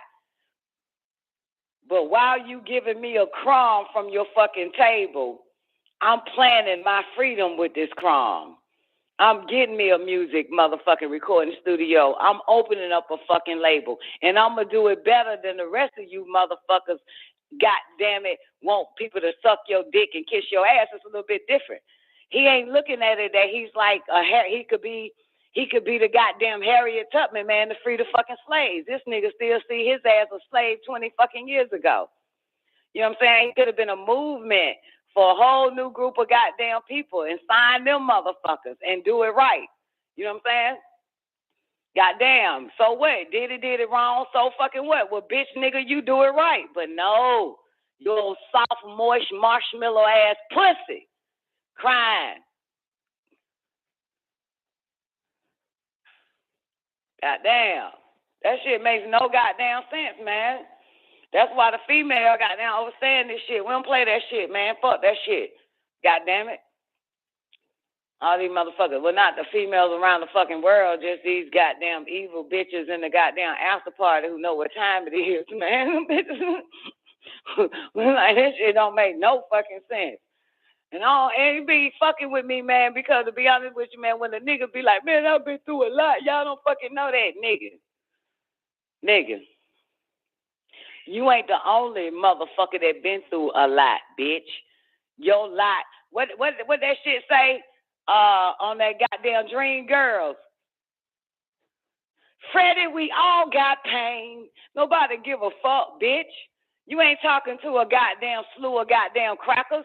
You talking to a slew of niggas. We all been through a lot, bitch. And your lot ain't no difference than my lot, than his lot, than her lot, than a 5-year-old nigga lot. God damn it. It's all the fucking same. We all been through some bull fucking shit. But some of us made right decisions. That's the difference. Some of us saw that shit as a motherfucking catapult. You know what I'm saying? They say when the going gets tough, the tough gets going. There's a separation in the black nation. You know what I'm saying? It's a separation. Some motherfuckers break down and shit. Other motherfuckers use that shit. The goddamn shine up the diamond and shit. They say pressure break pipes or make fucking diamonds. This bitch nigga is a pipe. It's a big fucking difference. And it's a lot of them like it. Some bitches like that shit too. And ain't nothing you can fucking do with them motherfuckers, man. You can give them a bunch of fucking inspiration. You can give them a goddamn whole fucking book to read. They still ain't gonna see that shit because they can't interpret their fucking life right. And that's they goddamn dumb ass. If you see it that way, bitch nigga, then I see it the same way for your ass. Ain't nothing I can fucking do.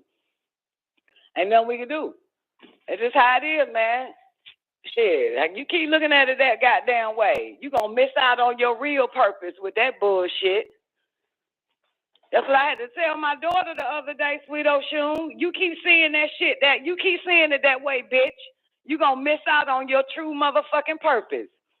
Keep seeing it that way. Keep translating that bullshit all fucked up for you so you can have an excuse and an excuse and an excuse and another goddamn excuse. That's your dumb ass, bitch. Goddamn, I'm sick of that shit. I'm sick of being your blame. I'm sick of being this bitch Diddy. The fuck? Like, bitch, fuck that. That's your life. Got nothing to do with that shit. You keep goddamn movie, bitch, you damn near about to hit 30 and shit still on that whole ass shit. That's some bullshit. That's some bullshit. You better get the fuck over. You better live your life. You better translate whatever fucking happened to your ass or whatever the fuck I said to your ass when you were younger. You better translate that shit right around this bitch so you can move the fuck on. Because you're supposed to avoid the shit I say, bitch. You're not supposed to actually do the shit I say and make me out to be right. God damn it. The fuck is wrong with your dumb ass? You know what I'm saying? If I say you gonna fall the hardest, bitch, you better make sure you don't. This bitch just keep falling and like, you fucking cursed me. You said I'll fall the hardest. Well, bitch, and you keep doing it, bitch, so I'm right. So it wasn't a curse, bitch. That's what it is, man. Shit, god damn, bitch, interpret your life better, bro. The fuck is this whole ass shit? But yeah, man, we got a lot of disgruntled ass motherfuckers. That's just the way it's gonna be.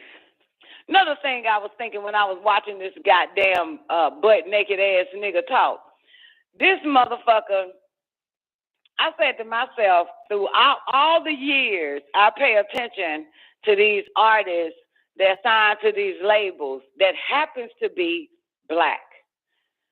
The labels happens to be black and the fucking artist happens to be black, okay? And I said to myself while watching this shit, because remember TLC did theirs with L.A. Reid and all the rest of them motherfuckers, right? Whole bunch of them.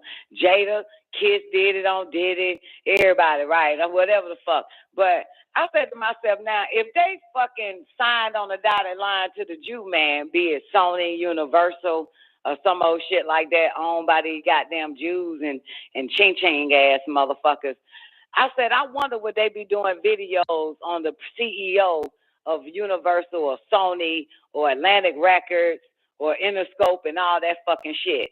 But it's just only nigga business to nigga business. I have not seen Whitney, who was signed by Clyde Davis, go the fuck off about this nigga, Clyde Records and shit. I have not seen Brandy, who's not signed to a Negro label, by the way, go the fuck off on how they was treated and no shit like that. But it's interesting that when niggas open up their business and give niggas chance, right, they end up disgruntled and want to slander and fucking goddamn defame a motherfucker. Which, you see what I'm saying? You notice that shit? Right or fucking wrong? You notice that? Right or fucking wrong? Right or fucking wrong? Every time the rap niggas join with a black label, they got a whole bunch of shit to say. It don't matter. It could be a black organization. Goddamn, it was niggas that joined Polite shit and end up calling into my show, whining and bitching and crying over Polite. You know what I'm saying? It's like, god damn, man. Like, fuck. God damn, it don't matter what it is. They got a nigga, but they don't say shit about no goddamn cracker shit, though. They don't say shit about no cracker. The cracker would probably treated you worse than that. But then again, you know, you never know. You know what I'm saying? You never know.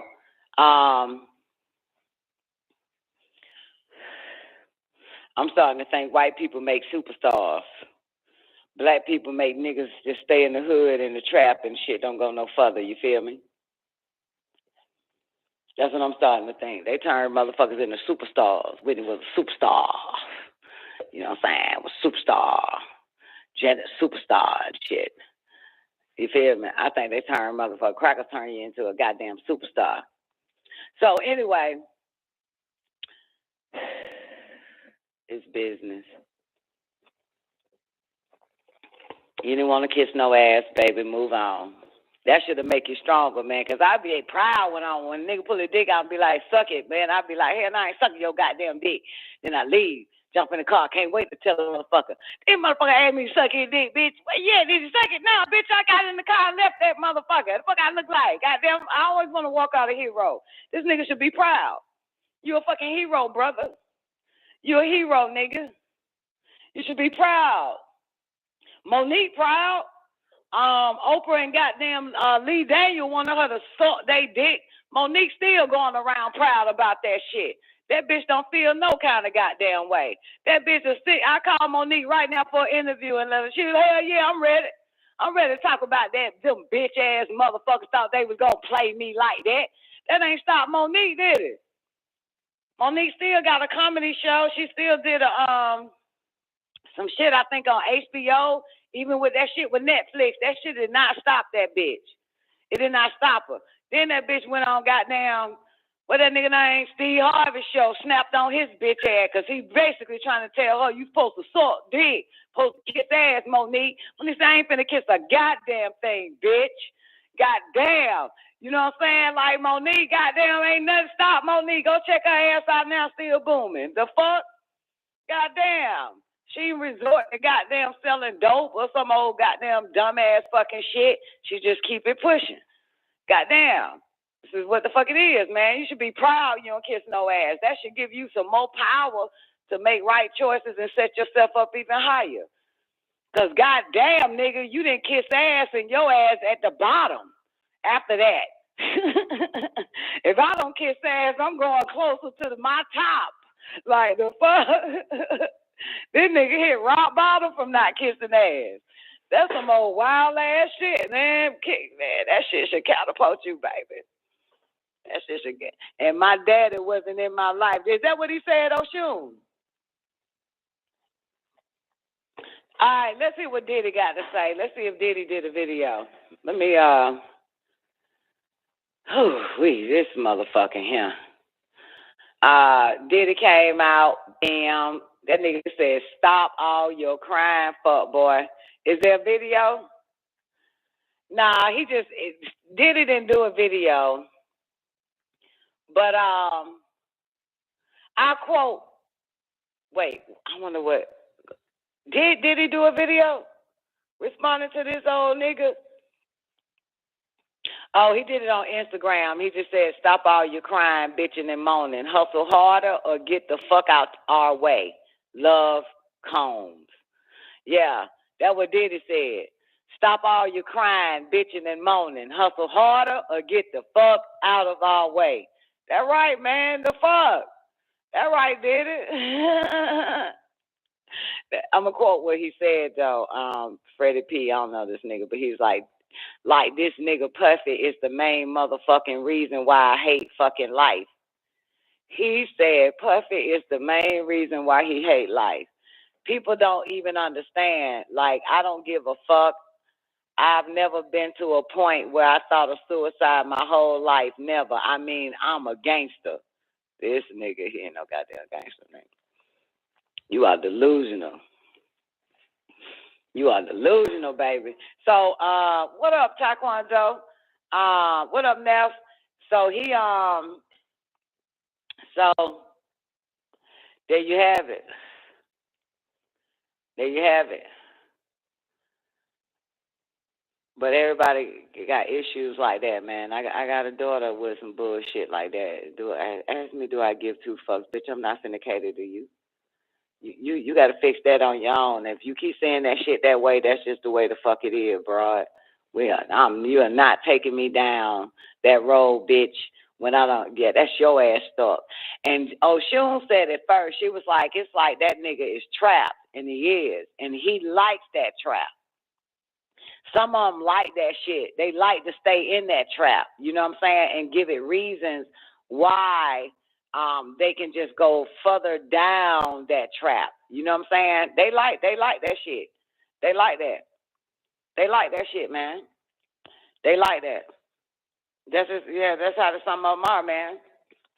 You know, you ever seen a motherfucking movie where two people fall in a deep ass hole, and one person is trying to figure out how to get out of it, and the other one just sit there and be like, ain't no use, ain't no need. Okay, you ever seen a movie where one motherfucker's already in the trap, been there for a long time, and when another person falls into the fucking trap, and now this motherfucker jumping, the one that just fell in, trying to find a way out, trying to climb his way out and all of that, the other one say, ain't no need. I tried everything. You might as well just sit down like me and shit, and eat off the goddamn dirt. That's how they be. You know what I'm saying? And it all depends on if you're going to listen to this ass fuck. You know what I'm saying? If you have a will to motherfucking get the fuck up out of that shit, you're going to have a will. That's why you don't listen to these motherfuckers. You know what I'm saying? You do not listen to these people.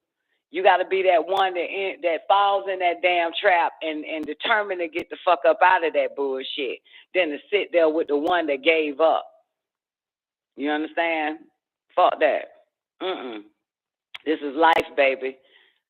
This is life. This is what it is. It's all a test. We're all tested any goddamn way. You got to have that will to live, man. You got to have that will, man. You can't be like that motherfucker sitting there in that trap for goddamn weeks and shit, convincing your ass that ain't gonna work. Don't try that. I tried that. But yeah, you better try it. Maybe it'll work for you. Maybe it just didn't work for this old piece of shit. Maybe that motherfucker supposed to stay his ass in that goddamn trap and you supposed to get the fuck up out that bitch. Hey, everybody ain't gonna make it, baby. You got to get that in your head, man. And a lot of them don't want it. They want to hand it to them and shit. You know what I'm saying? Like, for real, this nigga still want this shit handed to him and shit. This shit, it wasn't even handed to you, nigga, when you walked in on Diddy making the band. You work for that shit. You work for that shit. You still work for it no matter what, man. Ain't that right? That nigga said he was putting in hours and shit, man, doing that shit. Then ended up enrolling in the making of the band shit. That means it was all you. If it was all you in the beginning, it was all you in the middle, and it was all you in the end. And the end of one thing is the beginning of another. It was still all you, baby. Po, baby. You know what I'm saying? Another thing I was thinking when I was listening to this nigga, I said to myself, this nigga sound like 90% of niggas on social media complaining and bitching and shit about somebody the fuck else.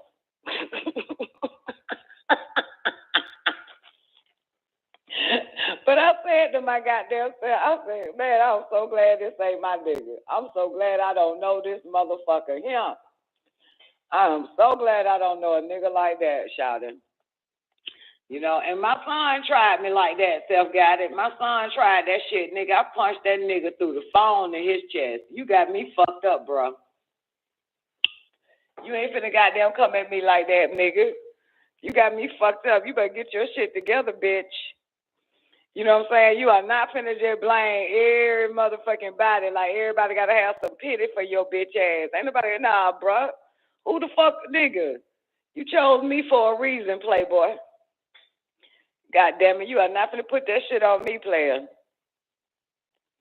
Ain't nobody finna have pity for no motherfucking body, man. We need to pity ourselves and get ourselves out. But you got pity. Listen, I'm not giving over my pity. Okay? I use my pity for me. I'm not finna be pity for you, motherfucker. I pity myself. Yeah, pity for yourself. Like, love is for yourself. Strength is for yourself. Knowledge is for self. Wisdom is for self. Overstanding is for self. Reasoning, logic, intellect is for self. Motherfucker, I'm not giving up over all this shit. It'll be a waste. It's all for me, baby. Goddamn whining and shit. Give him a rag, not for his eyes, for his panties and shit. Sagging sitting down, piss instead of standing and shit. Let go. All right, y'all want to see something funny? Y'all want to see something funny? Veteran war hero. It's not like he was wearing matching gay guy short shorts. Wind it back. This is John F. Kennedy's best friend. His name was Lem. He was a homosexual. President, he wanted nothing more than his best friend, who was an open homosexual, to live with him in the White House. How dare you go after John F. Kennedy? He was a veteran war hero. It's not like he was wearing matching gay guy short shorts, shirtless, arm in arm with the guy. Oh, yeah? What about this? Arm in arm in matching short shorts. John F. Kennedy, of course, being shirtless, and his studly homosexual best friend that he stays close with his entire life, smiling like he just sucked a dick. How dare you, Big Bear? How fucking double dog dare you? I'm a baby boomer. Okay? That clearly is just two young men. One just so happens to be a homosexual. There's nothing gay going on there. It's not like they're petting a dog together or anything. What if they're petting a little puppy together in white linen pants? How dare you, Big Bear? I'm a baby boomer. But that's a man that put a man on the fucking moon. What did you do? He's not homosexual, petting a puppy. Listen, I was with you as a fan. I was with you as a fan when you were going after the goddamn liberals. And then even when you came at your own Crowder. But now that you're attacking an American patriot as a homosexual, how fucking dare you? I mean, it's not as if he was in a barbershop quartet together. You've gone too far this time. That's the man that put a man on the goddamn moon and made black people and white people equal forever. The same exact cock length and everything. And now you're trying to say he's a homosexual. How dare? It's not like he slow danced with the homosexual and made out with him.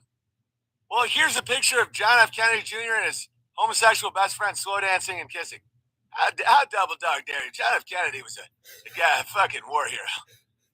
It doesn't matter how many cocks that war hero took in his asshole. That shit was funny. That's exactly how motherfuckers do that shit. You expose them, show them pictures and everything. They just gonna deny that shit once they This is John F. Kennedy's best friend. His name was Lem. He was a homosexual. President, he wanted nothing more than his best friend, who was an open homosexual, to live with him in the White House. How dare you go after John F. Kennedy? He was a veteran war hero. It's not like he was wearing matching gay guy short shorts, shirtless, arm in arm with the guy. Oh, yeah? What about this?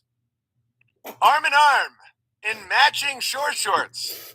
John F. Kennedy, of course, being shirtless, and his studly homosexual best friend that he stays close with his entire life, smiling like he just sucked a dick.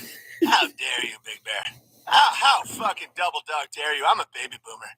Okay?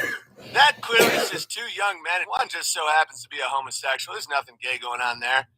It's not like they're petting a dog together or anything. What if they're petting a little puppy together in white linen pants? How dare you, Big Bear? I'm a baby boomer. But that's a man that put a man on the fucking moon. What did you do? He's not homosexual, petting a puppy. Listen, I was with you as a fan. I was with you as a fan when you were going after the goddamn liberals. And then even when you came at your own Crowder. But now that you're attacking an American patriot as a homosexual, how fucking dare you? I mean, it's not as if he was in a barbershop quartet together. You've gone too far this time. That's the man that put a man on the goddamn moon and made black people and white people equal forever. The same exact cock length and everything. And now you're trying to say he's a homosexual. How dare? It's not like he slow danced with the homosexual and made out with him. Well, here's a picture of John F. Kennedy Jr. and his homosexual best friend slow dancing and kissing. How double dog dare you? John F. Kennedy was a fucking war hero. It doesn't matter how many cocks that war hero took in his asshole.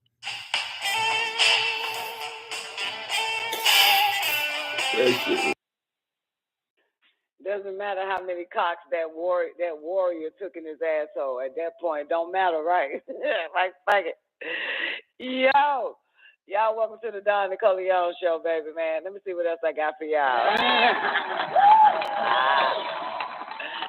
All that truth coming out about John F. Kennedy for the past goddamn leave me alone.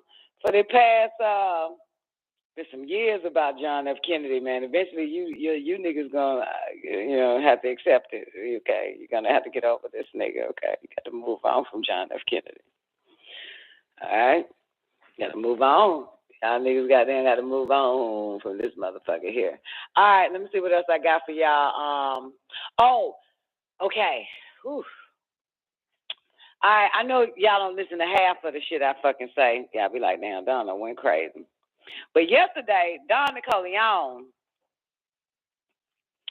said on her show, after Biden said he want to give some more shots to the fucking 5-year-olds and shit, to the little kids and shit. Remember, he said 5-year-olds, okay?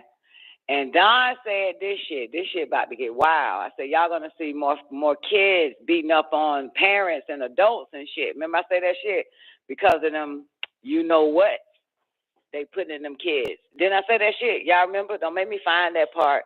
I can pull up the show from yesterday. I was talking to Newbie and shit. You remember that? Well, guess what? After the show went off, some hours later, my phone gave me a notification because remember the AI is trying to, pretend that, she won't end my life and shit. You feel me? AI on my phone. And this bitch grabbed the fucking article and ding ding notified me that a 5-year-old child at school, you can Google it if you like, beat the hell out of a fucking teacher. A 5-year-old beat the hell out of a fucking teacher to the point where this bitch was how do you call it? She fainted. Let me just pull it up. Let me pull it up.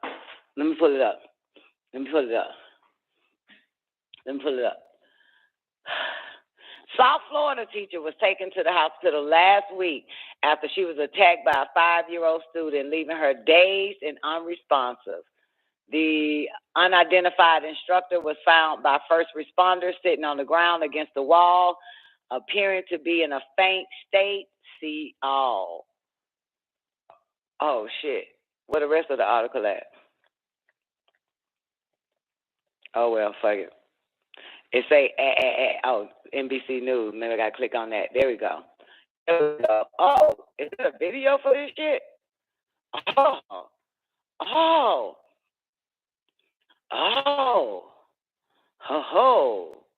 We got a video for it. Here we go. But the level of anger and violence and rage and intensity that has happened to this teacher is not the norm. Police say a 5-year-old in a pre-K class at Pines Lakes Elementary School in Pembroke Pines allegedly attacked a teacher at the school Wednesday morning. According to the police report, the student continuously hit the teacher after he and a 4-year-old started to throw things and flip chairs. Police say they found the teacher sitting on the ground against the wall. She was, quote, feeling faint, weak, and dazed before she started coughing and dry heaving. She was then taken by ambulance to the hospital. Anna Fusco, Broward Teachers Union president, represents the teacher she describes as wonderful with 13 years of teaching experience. Fusco says the 5-year-old with special needs continuously attacked the teacher after she was on the floor and unresponsive. She says the teacher was put on a ventilator at the hospital. She was caught where he actually ran and attacked and jumped on her with his whole body weight, and she fell and, hit her head, which caused the severe injury and other bodily injuries where she's going to need surgery. Fusco says this is the 3rd time the teacher was taken from the classroom in an ambulance because of injuries from the same student. Last time, she says the student pinned the teacher under a bookcase. She lost consciousness and was treated for a concussion. The Broward School District just released a statement to us saying, quote, the safety of our teachers, staff, and students are always the district's highest priorities. Due to privacy laws, the district is not able to provide any additional information. All right, so, and then it gave me another one too, right? The little bitch little goddamn AI bitch that want to be my friend. So she goddamn give me another one, right? And this one, I got to find it because I didn't share this one. This is a black man, school bus driver, got his ass beat the fuck down by a fucking child.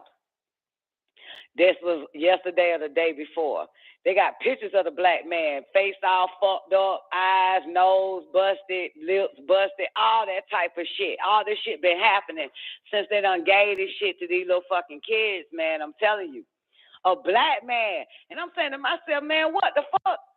Like, so, okay, so I know y'all was saying how this bitch let a 5-year-old do her like that. This is a goddamn big-ass black man got his ass beat by a midget, man. By a midget, I'm telling you. It's something, I'm telling y'all, they keep paying attention to this shit. I said it yesterday, then I knew, but say, yes, Don, you did. I said, watch out for them fucking kids, man. Them kids are coming. Them kids are coming. They about to turn, I said they gonna turn on the fucking adults, man, with that shit in their bodies. They gonna turn on them motherfuckers, man. It's a movie we watching, man. And then I said something like the devil seed in it. They gonna turn them into Damon, the good, what they call it, the good seed. I said some shit like that. Watch what the fuck happen. Keep your eyes on what the fuck going on with these fucking kids, man. I mean, it's one thing to fight a child. It's another thing to get your ass kicked by one. Okay? So I got to find the one with the black goddamn school bus driver, man. Let me see. And you see his face and shit. And look, he told, the little bit that I read about his ass, he told the child on the bus, you know, don't do that. He just said those words, don't do that. And how you spell school? And that's when that little motherfucker went ham on his ass. Beaten by student. Yeah, let me put that shit. Beaten by student. That's that nigga right there. This was March 7th. Now I ain't never seen the what's the name, but this it right here. I ain't see the video. I know they got videos on this shit. Afternoon when the charter school, and this happened yesterday afternoon when the fight broke out actually on campus, but it started on a bus and it was captured on video that's gone viral. We want to show you a part of that video right now so you have an understanding what the bus driver is talking about. The video has really spread widely on social media. It shows several pro-vision students allegedly beating up the bus driver telling us the fight started on the bus when a student broke a window. He then turned the bus around and to go back on campus. That's when he said a female student made aim at him. She reached across him, put her finger to my nose, and then she reached across again and slapped me. And then that's when all the brothers and sisters, as you see on the video, they all jumped on me, including the other bus members. Oh, wait, this ain't the same nigga. This is a new one. Cause the same nigga goddamn, the same with shit that happened to the other black guy. This nigga whole face busted up. So this is another one. Now, we should point out, we did go to the school this morning. We tried to ask some specific questions. They just did not want us anywhere near the campus, escorted us off. Houston police confirming to me that several people called 911, but when the police tried to respond, the school here told HPD that it happened on campus. They will handle it internally. The bus driver unhappy with that answer. He has filed a police report on his own time. Holla. Y'all want to see the fight again? This is right here. School bus driver attack. This is the one right here, goddammit. School bus driver attacked by student after driver asked him to stop smoking pot on the bus. Shit done got wild than a motherfucker. All right, here we go. This ass gonna end in 19 seconds. Oh, you're not supposed to click on the ad. Now it's 15 seconds. Oh, the shit paused. Okay, give me 1 second. This is it. Show him. You can't see the video? You're going to see it in a minute, J1. Give me a second. Commercial. It's showing South Park. Oh, shit. Y'all ain't see the fight then? I'm looking at, there you go. This nigga right here. Look at this shit. Hold up. Can y'all see? You need to refresh your page, baby. Attack in Boston. Thank you. Only on Boston 25 News, a school bus driver dripping blood after a violent attack in Boston. He's out of the hospital and says his nose was broken. Boston 25 News reporter John Monahan live in Boston with this exclusive story. Good evening, Chris. That driver is home recuperating tonight. He says the attack happened on board a school bus. The bus left this school here in South Boston, headed to the Andrew T station less than a mile away. The driver says he was beaten up on board the bus after he asked a student to stop smoking pot. My eyes was red, and I had so much headache due to that injury, to that punch, you know. Bloody and bruised. A Boston public school bus driver tells Boston 25 by phone that a student did this to him. It happened Wednesday on board the school bus. It was driven by Gene Blaze, a veteran driver who was taking students from Excel High School in South Boston to the Andrew T station. Picture after picture show the damage done to his face. The attack so violent that Blaze says his nose is now broken, his left eye bruised and swollen, and he's left with severe headaches. From that, with my nose, you know, I was all bleeding, you know. Blaze says he noticed a student smoking, but says it wasn't just a cigarette. The student was smoking on the bus? They were smoking marijuana in the back of the bus. He asked the student to put out the joint. I see the smoke going up to the back, but the smell come on the way to bombard the bus, you know. And I asked them to put it out. And that's when the student attacked. Attacked Blaze. I'll tell y'all what he said. He said, I see the smoke going up to the back, but the smell come back into the bus. You know, I said to him, put it out. But the smell come on the way to bombard the bus, you know. And I asked them to put it out. And that's when the student attacked Blaze. And did he assault you? Did he physically assault you? He did. He smashed me. He put me in my face, you know. He smashed me and punched me in my face, you know. BPS spokesperson confirmed the assault and that they've ID'd the student. Head of school Jerlyn John reviewed footage of the incident at BPS headquarters, central office yesterday, 2:10, to confirm the identity of the student involved. As for Blaze, he tells Boston 25 he's still reeling physically and emotionally from the attack. Wow. Wow. And they let them goddamn kids back in school, man. They let them babies back in school. That was gonna happen, man. These motherfuckers here, man. They all got that jab and shit. Boom. The best say that's horrible. I remember back in the days, Nick Bet, and this could have been like last year, 2 years, or 3 years, or 4 years, or 10 years. They said they were saying shit like, man, kids these days will kill you. You remember hearing shit like that, Nick Bet? These kids these days, they fuck around and kill you. Why you think I slept with my goddamn door locked with my children in the fucking house, goddamn it. I ain't play that shit. Like, hey, I ain't putting shit past nah, motherfucker. You hear me? Yeah, they that's what they would say, right? They bet you can't say shit to them. The kid these days will kill you. Yeah, I don't even trust mine, goddamn. That's why I sleep with my door locked. I always have, always will. I don't trust no goddamn body. I don't give a fuck if you came out my pussy or another bitch pussy. Can't trust your ass. So look though. So let me ask y'all a question. So the school bus driver said, put that out. You think he should have just not said nothing? You know what I'm saying? I don't think a motherfucker high gonna beat your ass though. You know what I'm saying? Unless that's some other type of goddamn something else he's smoking. Because when you smoking marijuana, man, you don't really want to do a goddamn thing, do you? Like, the fuck I look like getting up, fighting a motherfucker. I'm higher than a motherfucker. right? But now Beth said if he's bold enough to smoke on the bus, I wouldn't say shit to that crazy motherfucker. But see, the problem with adults, they think they can just say shit. You know what I'm saying? And a child gonna do it. That don't work that way. I just want to tell you that it never worked. It don't work that way. You know what I'm saying? You say sit your ass down, don't mean they gonna sit their ass down. You know what I'm saying? Stop doing that, don't mean they gonna stop doing that. So you feel me? Like.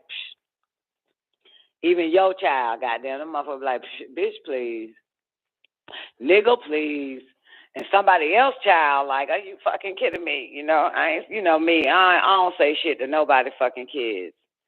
I don't give a fuck. Well, I do. I say it to twank children. I be like, sit your ass down. Shut the fuck up. Don't touch my shit.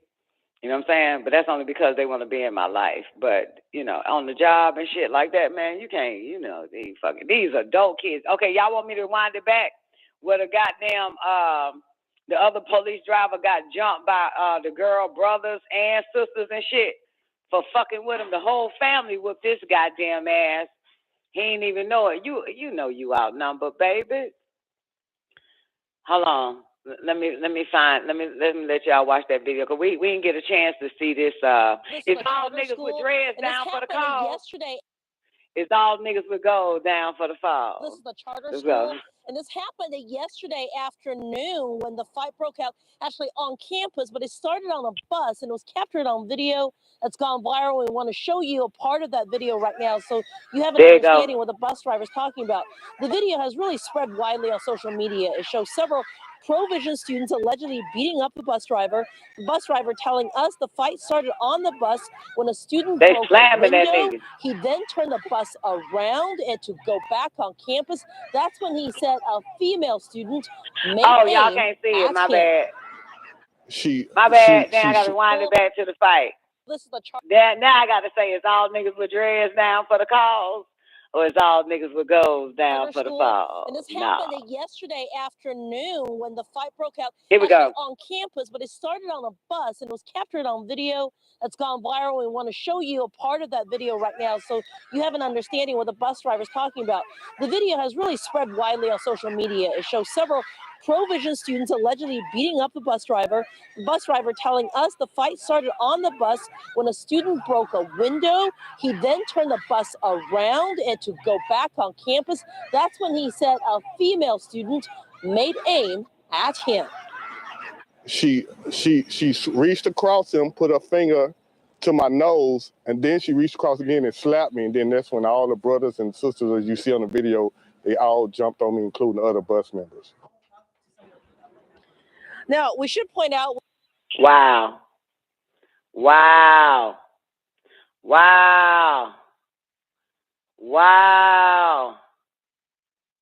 Hey, let's watch this one too. New at 6, a local civil rights attorney demands West Mifflin Police fire 2 of its officers. It all stems from an Instagram video that he claims captures the officers allegedly assaulting his young client on her school bus. KDKA's Megan Schiller just learned the attorney wants the DA involved. Megan. That's right, Susan. The attorney is asking for the district attorney to step in. Now, the DA's office tells me they cannot comment on this case yet, especially because it involves a juvenile. But West Mifflin's police chief tells KDKA he can't talk about the case, but he did say it all started with a fight on the school bus involving 2 high school girls. And the West Mifflin superintendent tells me the bus driver called 911 because the fight broke out while they were on the road.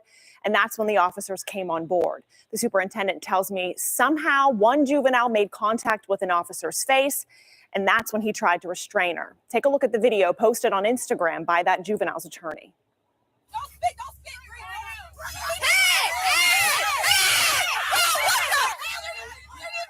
In the video, you can see 2 officers trying to restrain the 15-year-old girl. The one officer pulls the braids of the girl and her head yanks back. That's when all the other students start yelling and they try to intervene, asking the officer to leave her alone and to not pull her hair. The second officer appears to try to hold her one arm behind her back and then puts handcuffs on her. The district tells me both girls face disciplinary action and that this happened on December 18th. Now, attorney Paul Jumbas, he wrote on Instagram saying that his 15-year-old client was brutally assaulted by West Mifflin police. Quote, they sprayed her blood all over her fellow students and incited riot-like conditions on a school bus. He names the two officers allegedly seen in the video and continued saying he demands the immediate firing of all the officers. Now, the attorney also said that he plans to turn all of this over to the district attorney. He said, we asked the district attorney to review the eyewitness videos. Did y'all see all that damn blood the police did to that girl? Did y'all see all the blood? That shit that wild. That shit that wild. You didn't see the blood. They showed the blood every fucking where, even on the other kids on the bus. This old redneck cop, bald head, skinhead ass cop. Yeah. Yeah. That shit wild. That shit happened last year, though. We late on that one. We late on that. Man, I just want to tell y'all, man is so violent. He's a violent bastard. I have to say it, self-guided. Man is violent. Man is very violent. You know that shit, don't you, self-guided? You know man is violent. Man is violent. Black man, white man, Jew man, Chinese man. Man is violent. Oh, I got one more for you. Wait. Oh, shit. Got that. Okay. All right, check this shit out. Now, I'm sorry for you people on the call line. I'm not going to say what this video is. I'm not going to say it, okay? I'm not going to even describe it to you what it is, all right? Damn, I'm so glad I got this. Newbie, you got to see this shit, okay? You got to see this one. Taekwondo, where you at, baby? Y'all got to see this shit right here. Give me 1 second. You got to see this, but I am not going to set the stage because this is YouTube. And damn, it's already covered on Facebook. You see this shit? It's already covered. So I can't tell y'all what y'all hearing or what y'all going, because I can't describe what you're looking at. Okay, callers on the call line. So I'm not gonna be able to do it. All right, now hold up. Let me enlarge this people bit. killed, at least 149 people. All right, now, y'all watch it, okay? All right, y'all can see it on YouTube. Y'all can see it, but I can't explain what to the callers what we're looking at. You know, we're going to... Because they already blocking this video, okay? So you know it just begun. That same shit I was saying yesterday, newbie. That's how you know it's bullshit, because now they blocking it. Here we go. Look, you know, we're going to use the at least 59 people killed, at least 149 people wounded. Those numbers are going to go up. There's just no question about that. I mean, you have fierce fighting in a number of locations around the country. You mentioned Chernobyl. Russian forces quickly overtaking that area. We understand they are still in control. The other thing that went down today that was of huge importance was Russian paratroopers went into an airfield 15 miles outside of Kyiv, and for a short period of time this afternoon, they held. Did y'all see it? Did y'all see it? Because I can't show it to people. I can't explain to people on the call line because I'm streaming on We're going to use the at YouTube. least 59 people killed, at least 149 people wounded. Those numbers are going to go up. There's just no. Wait, y'all look at all these dead bodies, man. These are dead bodies from Ukraine. Ukrainian Health Ministry, 57 dead, 169 hurt across Ukraine as Russia launches attack. This is so sad. Look at the dead bodies. You know, we're going to use the at least 59 people killed, at least 149 people wounded. Those numbers are going to go up. There's just no question about that. I mean, you have fierce fighting in a number of locations around the country. You mentioned Chernobyl. Russian forces quickly overtaking that area. We understand they are still in control. The other thing that went down today that was of huge importance was Russian paratroopers went into an airfield 15 miles outside of Kyiv, and for a short period of time this afternoon, they held. Y'all saw that shit? Newbie, speaking cold, baby. Speaking cold, nigga. Speak cold, because they blocking it. So you know it's a lie, right? So speaking cold. I didn't know mommy could come alive, Don. Hold up. How do I get back on my video, boo? Hold up. Did you see it? Did you see it? I didn't know mummies could come alive, Don. Them dead people, man. Dead people got there. That dead motherfucker got there. Yo, one more time. I At watched least this shit a 59 million people times, killed. man. This shit is so funny. Here we go. We're going to use the at least 59 people killed, at least 149 people wounded. Those numbers are going to go up. There's just no question about that. I mean, you have fierce fighting in a number of locations around the country. You mentioned Chernobyl, Russian forces quickly overtaking that area. We understand they are still in control. The other thing that went down today that was of huge importance was Russian paratroopers went into an airfield 15 miles outside of Kyiv. And for a short period of time this afternoon, they held. Look, we're going to use the at least. Yo, I'm done. Don't ask me shit else, okay, motherfuckers? This is hilarious. All right? I told y'all about that shit, Saturday. I told y'all about that shit. Oh, Zena! Zena, you trying to get us on lockdown radio again. You want me to do it? You want me to do it, Zena? You want me to do it? All right, fine. Okay, cool. All right, here's another one then. Here's another one,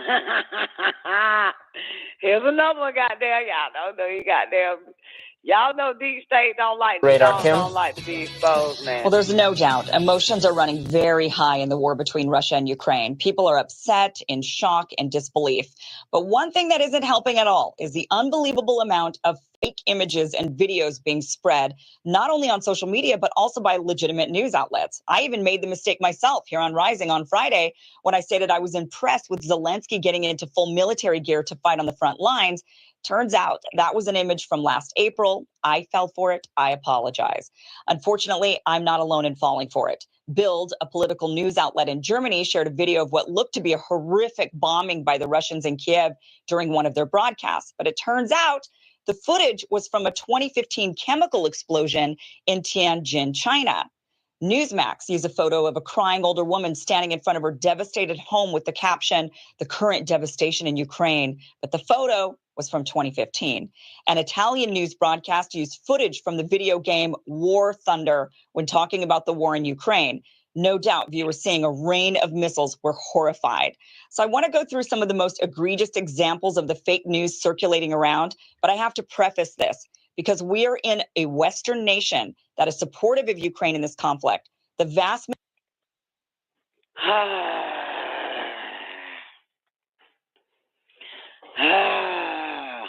Yeah, Zena said it's nothing, it's just news and shit. Well, because everybody ended up getting that Mandela effect, just like the Haiti situation that came about last year. I said I saw them photos years ago. So I don't have a Mandela effect, okay? Did you know they got a Mandela effect app that they'll test you and see if you under that shit? If you ain't guessing it, yeah. I saw one of my niggas on Instagram using it and shit on the video. So basically, I told y'all, I'm the one with the Mandela effect. The masses don't have it. That's what they're saying. You know what I'm saying? You just remembering things different, but the masses remember it fucking right. No, no, that's a damn lie. Now, come on, really? The masses? Are you fucking kidding me? The dumbasses can remember shit. Get the fuck out of here. Fuck, who the fuck you fooling? No, the Mandela effect is played on the fucking masses, where only a few is left with their memory intact. That's why you can't lie. You cannot lie to us. You cannot lie. So a lot of this shit has been played over.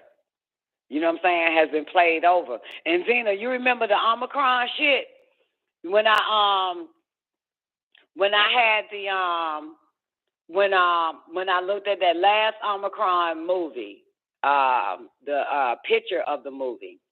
You remember that? And it all hit me that we've been through that shit before. That we've been through it. This was on repeat. And then you looked up the whole Omicron shit, and it said that they basically white people memories, the government white people memories or some old shit, so that they can continue to do something to it. This the same shit. This ain't familiar to y'all. I played the video last week, Newbie. Remember of the guy and the little girl crying and shit, and it read, father and daughter has to leave so that she can escape Ukraine. I saw that shit before. I saw that shit years ago, and kind of find out this video that baby girl is on, this one here, the one that Zena gave us with this chick talking. A lot of those footages are from 2015. You see? A lot of those footages, because I saw that. And when they showed the first of all, the let me tell you something. The what do you call it, y'all? Remember, Zena, you said my camera looked like it's VH1? It's VH1 and shit. Look like a VHS, my cam, and it ain't high definition. All these footages of these motherfuckers look like a VHS footage. No matter what they giving you, that shit look VHS. Even that video that I played with the girl fake crying and the dad and all the ass fake crying and shit like that, that shit straight up VHS. That's old. That's old than a motherfucker. Ain't nothing digital, ain't nothing high definition. All of that shit, even the one I just played, all that shit, man, I'm telling you, it's just that Mandela effect on these motherfuckers. I remember all this shit. I was like, man, I remember seeing that shit before, the goddamn train and the daddy. And then when they so-called put the black people in Ukraine video and shit, that one I watched, I said, why everybody got bad goddamn old, washed up, old-ass phone footage type, no quality? Here we are in 2022 and shit, all of it flimsy, blurry, cloudy, all types of shit, like the old footage, old camera. Yeah, exactly, Zena. Zena said, I'm like, why all these videos look old? Because the Mandela effect is on all the fucking all the dumb asses except for us. What did the motherfucking hypnosis for the CIA MK Ultra program say back to the guy that did the interview with him? Is there anybody you can't put under hypnosis? Yes. Those that question everything, those that are not conforming, and those that have an adequate diet. You got an adequate diet, you question everything, and you're not a fucking conformant. They can't do you. That's why you had to question that shit, Zena. Why these motherfucking videos look old as fuck? This shit here. All right, so let's finish up this video. She's going to show us some fake images. And Majority of the so fake news that we see it. circulating is anti-Russian. So I'll be debunking a lot of this type of information. However, I have no doubt similar fake news is circulating in Russia and in pro-Russian countries, showing fake news that is disparaging of Ukrainians. We're just not seeing much of it, so I can't debunk it. So keep this in mind before you lash out at me and call me a pro-Putin Russian asset at the end of this segment. So let's start with what I think is the most astonishing example of fake news circulating. It was being reported that 13 heroic soldiers on Snake Island were confronted by a Russian warship. The audio recording shows the Russians telling the Ukrainians to lay down their arms to avoid bloodshed and unjustified deaths. The Ukrainians are infamously heard saying, "Russian warship, go F yourself." It was then reported they fought valiantly until they were all killed by the Russians. President Zelensky even announced he would posthumously award the men medals of valor. Well, it turns out whomever claimed they had died was mistaken. Instead, the Ukrainian border guard disputed whether anyone was killed, and shortly after, video footage emerged of the Russians giving food and water to the 82 men, not 13, from Snake Island, who were then being transferred to Crimea. Some of the soldiers have now given interviews saying if the Russians wanted to bury him, they would have, and now they instead will go home to their families. Another shocking video was of a tank swerving in the street and running over a civilian car. Totally shocking video. jaw-dropping. But thank goodness the person actually survived this crushing experience. Media was reporting this as a Russian tank and using it to show the callousness of the Russians and their invasion. But it turns out this was actually a Ukrainian tank that had lost control and accidentally ran over that vehicle. And I'm sure everyone involved was relieved that person was okay. Russian tanks are marked with white Zs, by the way, for future reference when you're looking at any video. Now, many of you saw the heart-wrenching video of the father saying a very tearful goodbye to his wife and daughter as he goes off to battle. This was being reported as a Ukrainian man sending his family to safety while he fights against the Russians. Well, the man is Ukrainian, sort of, I suppose. He's one of the rebels in the Donetsk People's Republic. He was sending his family to Russia for safety while he stayed behind to fight Ukrainian forces.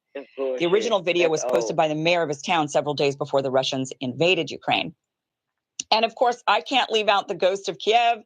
There's footage of a fighter pilot downing several Russian jets. The video, of course, went viral with millions of views. The claims are this pilot took down 6 Russian jets in one day. But now, by the way, that number's jumped up to 10 Russian jets being taken down. Now, a fighter pilot who takes down 5 planes throughout the course of their entire career is called an ace. So to have 6 in one day or even 10 in 1 week is incredible. It's actually unbelievable, in fact. And it turns out the footage is from a video game called Digital Combat Simulator. But even with this video being debunked, the former Ukrainian president, Poroshenko, is tweeting that it's real and even shared a masked photo of the pilot. And there's a lot of wild claims going around of who the pilot is. Pilots, there's a lot of talk that maybe... Anyway, well, if it was possible, they would fool the nonconformists. All right, so that's that. So I hope that helps. Y'all ready for some C.I.A. Declassified? Look at goddamn Caesar on this bitch.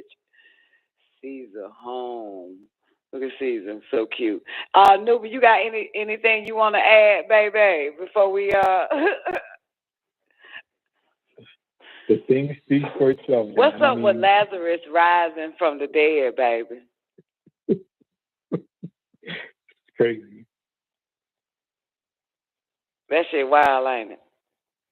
People just fall for it, Don.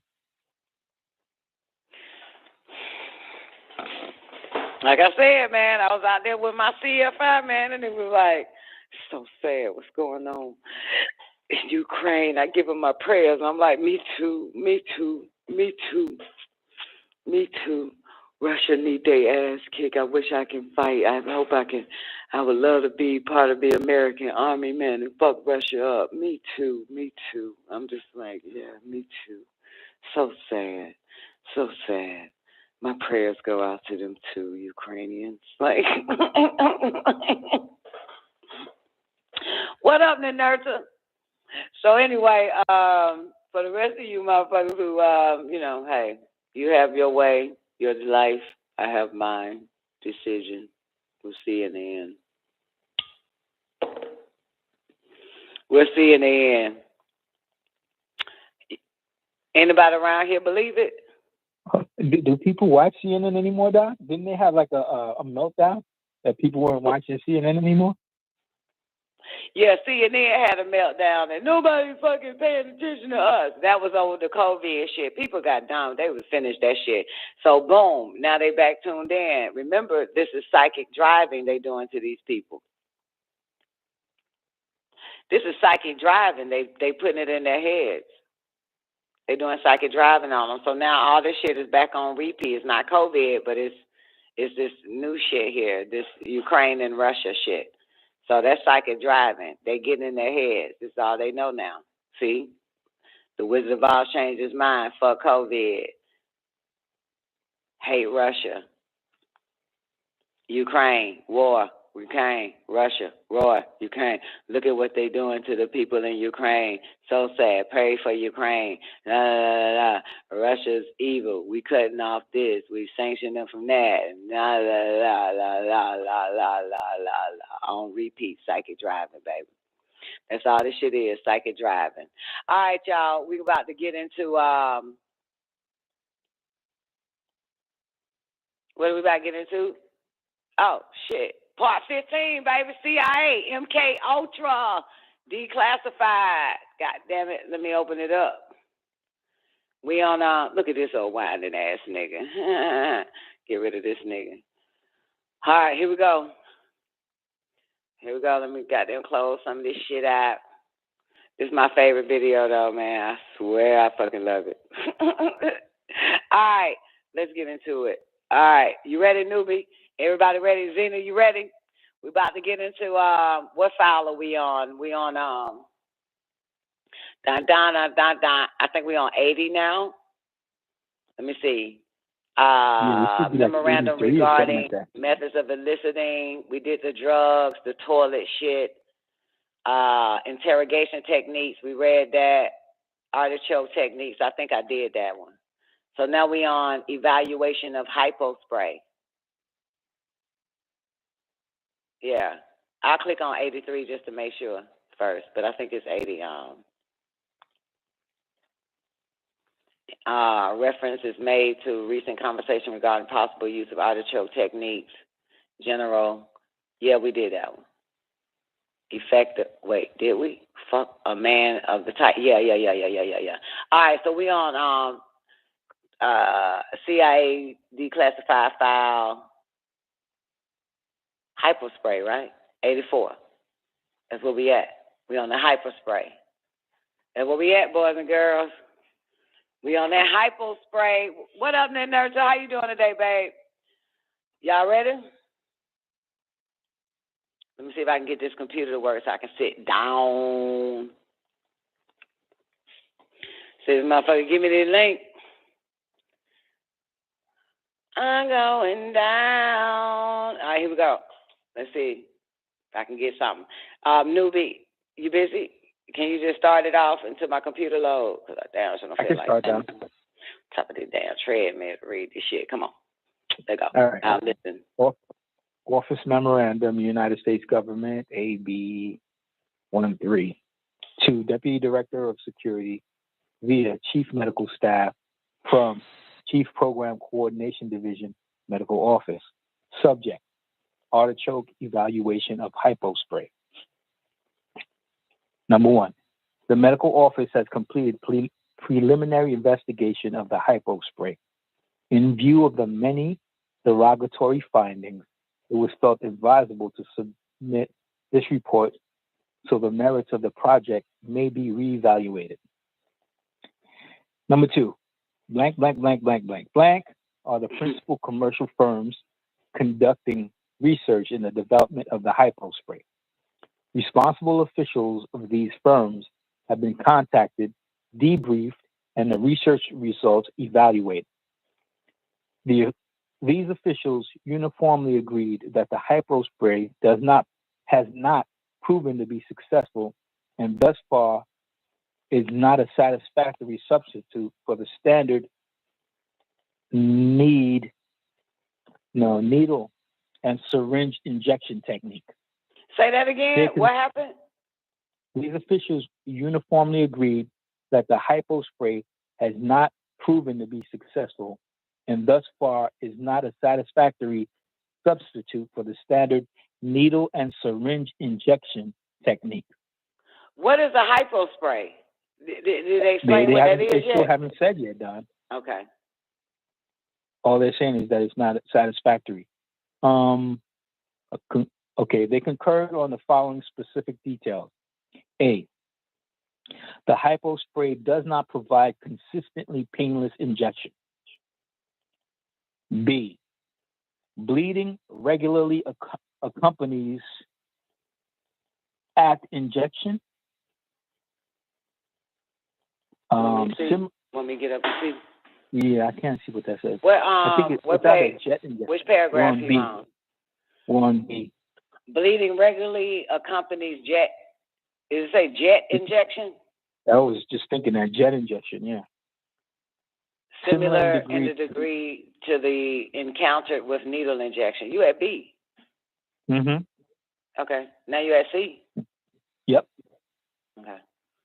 Any movement of the device during injection results in multiple lacerations of the skin. Ooh.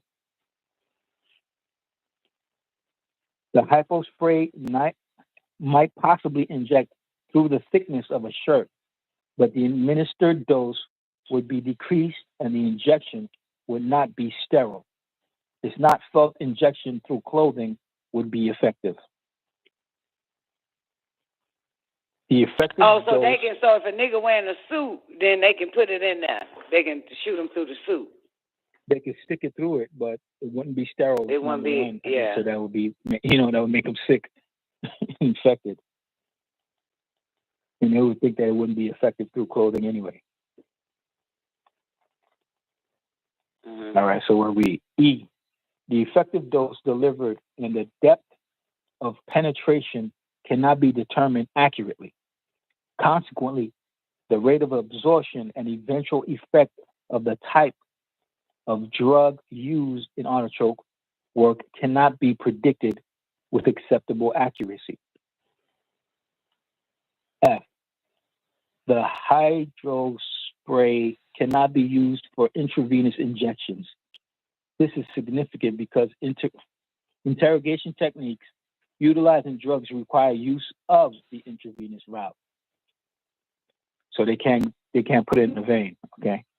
Damn, what the fuck is a hypo spray? This shit here, boy, these motherfuckers trying it. I would like to see a picture of this thing.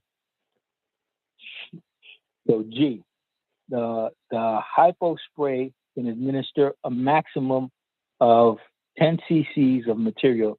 In order to administer 2 cc's, the device would have to be at least doubled in size. Yeah, look up what this thing looks like. Okay, H. Ampules containing, it looks like 1 1/4, 1/2, and 1 cc's of medication have been developed. Of the 2 or 3 types developed, none have proven completely satisfactory. I. The hypo spray is capable of injecting practically any solution, even those quite viscous. Suspensions can also be injected if the particles are not too large. It sounds barbaric. J. The hypo spray is the most effective jet injection device developed to date. It is approximately 9 inches long, 1.5 inches in diameter, and weighs 1,200 to 1,500 grams. Many experimental models of smaller size have been developed. Some of fountain pen size, but these were discarded because they contained only 1/50 of cc's, and the effective amount administered varied considerably. 5 experimental jet injection devices were examined at the blank, blank, blank, and 35 at the blank, blank, blank. K. No way has been found to eliminate the noise made by the instruments at the time of release. Number 3. Blank suggested to the research department of the blank, blank that the size of the hypo spray might be reduced by utilizing a compressed gas such as nitrogen as a power source. They felt such a device would be mechanically feasible and would probably reduce the size considerably. The research director stated that a project to develop this injector would cost about blank. Such a device would probably not correct the other objectionable features listed above. Why would they go on with it? Number 4. The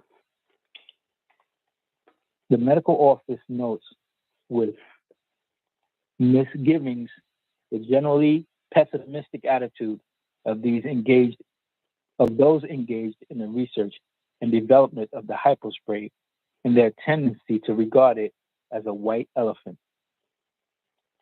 The impression was gained that the major objections are intrinsic to the jet injection principle and will be most difficult to eliminate. This office cannot help but feel that the hypo spray is of no value in its present state of development and that the project should be abandoned except for periodic checks with the researchers to follow progress made. In the event a jet injection device of sufficient merit to be acceptable for general medical use is developed, steps would be taken to determine the possibilities of adapting it for clandestine use. The further refinements required for clandestine use would include elimination of noise, decrease in size, and study of its effectiveness through clothing, since these are minor factors in its general medical use. Number 5. Decisions as to the future of the project rest with inspection and security office staff. Due to your greater knowledge of potential operation uses of the device, investigation has been halted pending your decision. Blank, 27th of March, 1953, blank, blank, blank, distribution. Original one addressee. So what the fuck did you just read? What the fuck is hypospray? It's some kind of pump that they're using to inject, I guess, the candidates for the artichoke. Instead of using artichoke, they were trying to come up with an injection method without having to have an intravenous injection, and then it basically didn't work because so they came out with it. It was too big. Hypospray is a device used to introduce a drug or other substance into the body through the skin without puncturing it. So obviously, Mr. White Man, 50 years later, came out with a bunch of hyposprays for people to start taking. Some is for sale for $24 at Walmart. I guess it's for your nose that you think it's supposed to help your ass or some old shit. Hypospray. Yeah, it isn't bottled or whatever the fuck. Yeah, and they said a hypospray is a fictional version of a jet injector. Sometimes it is used as a verb to hypospray, meaning to use a hypospray on someone or something. Wow. It reminds me of when you see those movies and they're vaccinated like military personnel, you know, that gun that they shoot that vaccine in with? That's what I thought it was when I heard it. All right, let's go to 85. File 85. This is so now they introduce us to hypospray, trying to figure this shit out. I can read this one. This is kind of legible. This is we in file 83, y'all. Federal Security Agency, Public Health Service, Lexington, Kentucky, October 26, 1953.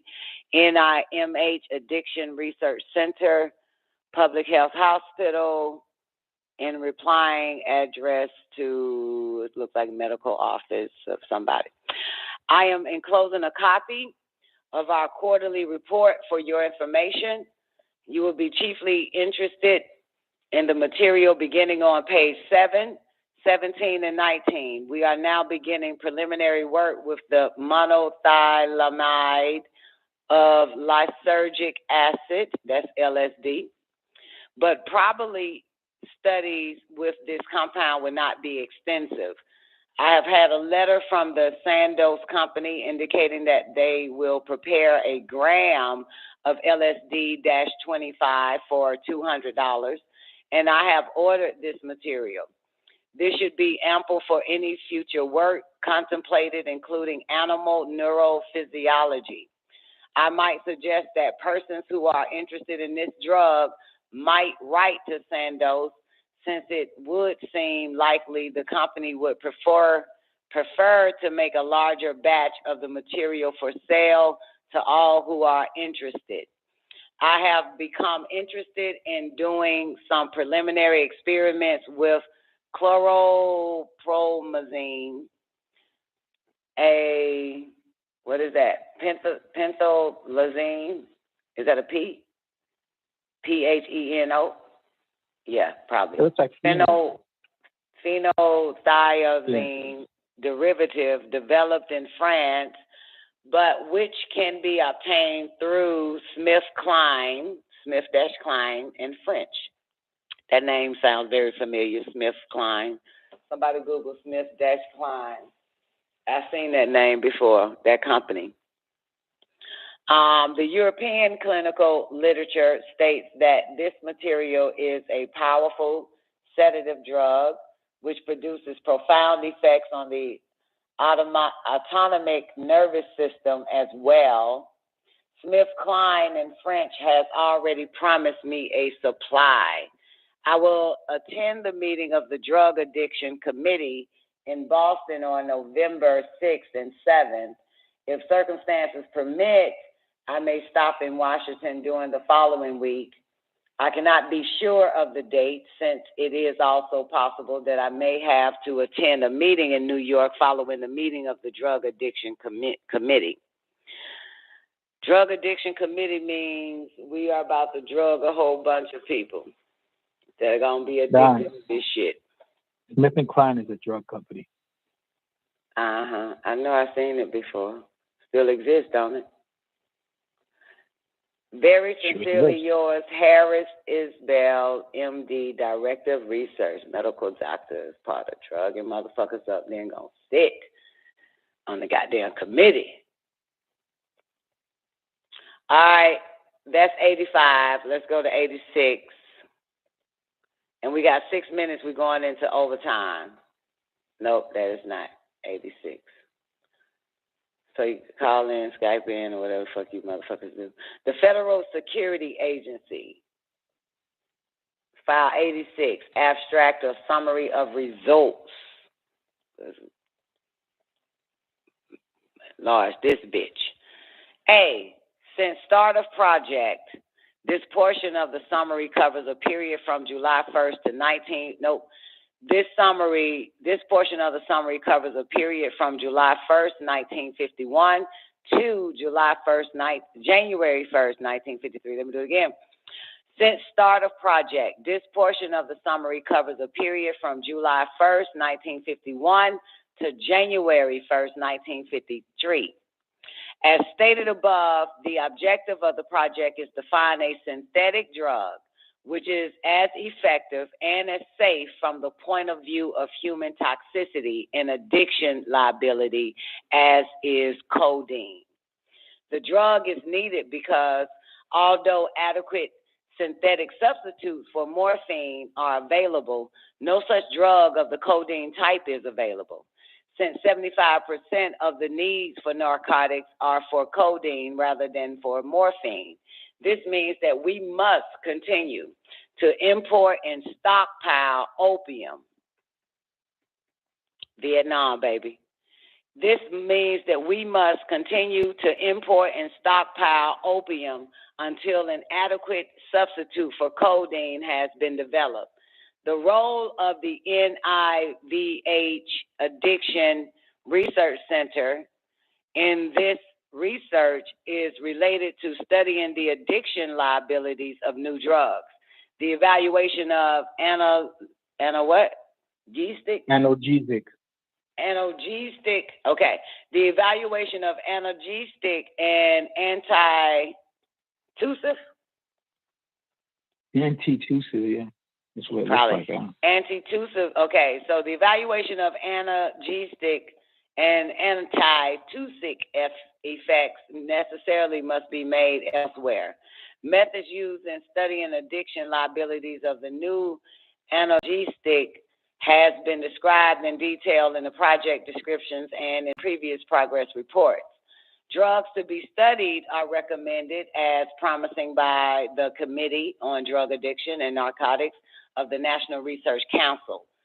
When such drugs are received, the human pharmacology of the compound, which includes determination of its effects on blood pressure, maybe has effects on blood pressure, respiratory minute volume, temperature, pulmonary size. Pulmonary size is carried out. After this is completed, the effects of the drugs on the behavior of former morphine addicts are evaluated by administering the drug in amounts based on the results obtained in the pharmacological experiment. If the drug induces behavior resembling that seen after morphine or codeine, it is likely to have addiction liability. The ability of the drug to relieve and to prevent the appearance of symptoms of abstinence from morphine is next studied in patients strongly addicted to morphine. If the drug relieves or suppresses abstinence, it is judged to have addiction liability. In such experiments, the dose required to relieve or suppress abstinence and the degree of relief or suppression are indices or indices for comparison 60 with seconds. the drug codeine. When an especially promising drug is available, it is studied by the direct addiction technique. This involves the administration of ascending doses to former addicted volunteers over periods of time ranging between 30 to 180 days. Addicted volunteers. I want to be addicted, choose me. During the addiction period, suitable measurements are carried out to detect and evaluate the development of tolerance. Finally, drugs are withdrawn abruptly and observations for development of abstinence symptoms made. The drugs studied between July 1st, 1951 10 seconds. and January 1st, 1953 included D and I dromoran, DNI 3-methyl ether of dromoran, DLD and 1I2 dilethylaminoethyl valerate. Hold on, y'all. Damn, I finally got a damn site up now. All right, now DI, D2, diphenol, 4, dimethylamino butrate, 3, ethylamino, 1-1. Ethylamino. I'm just making shit up, right, as I go along, right? Butylene, hydrochloride. Oh, shit. The following drugs are found to have either too high toxicity or too great addiction liability to be considered as possible substitutes for codeine. 1, dromoran. Y'all gotta look that shit up.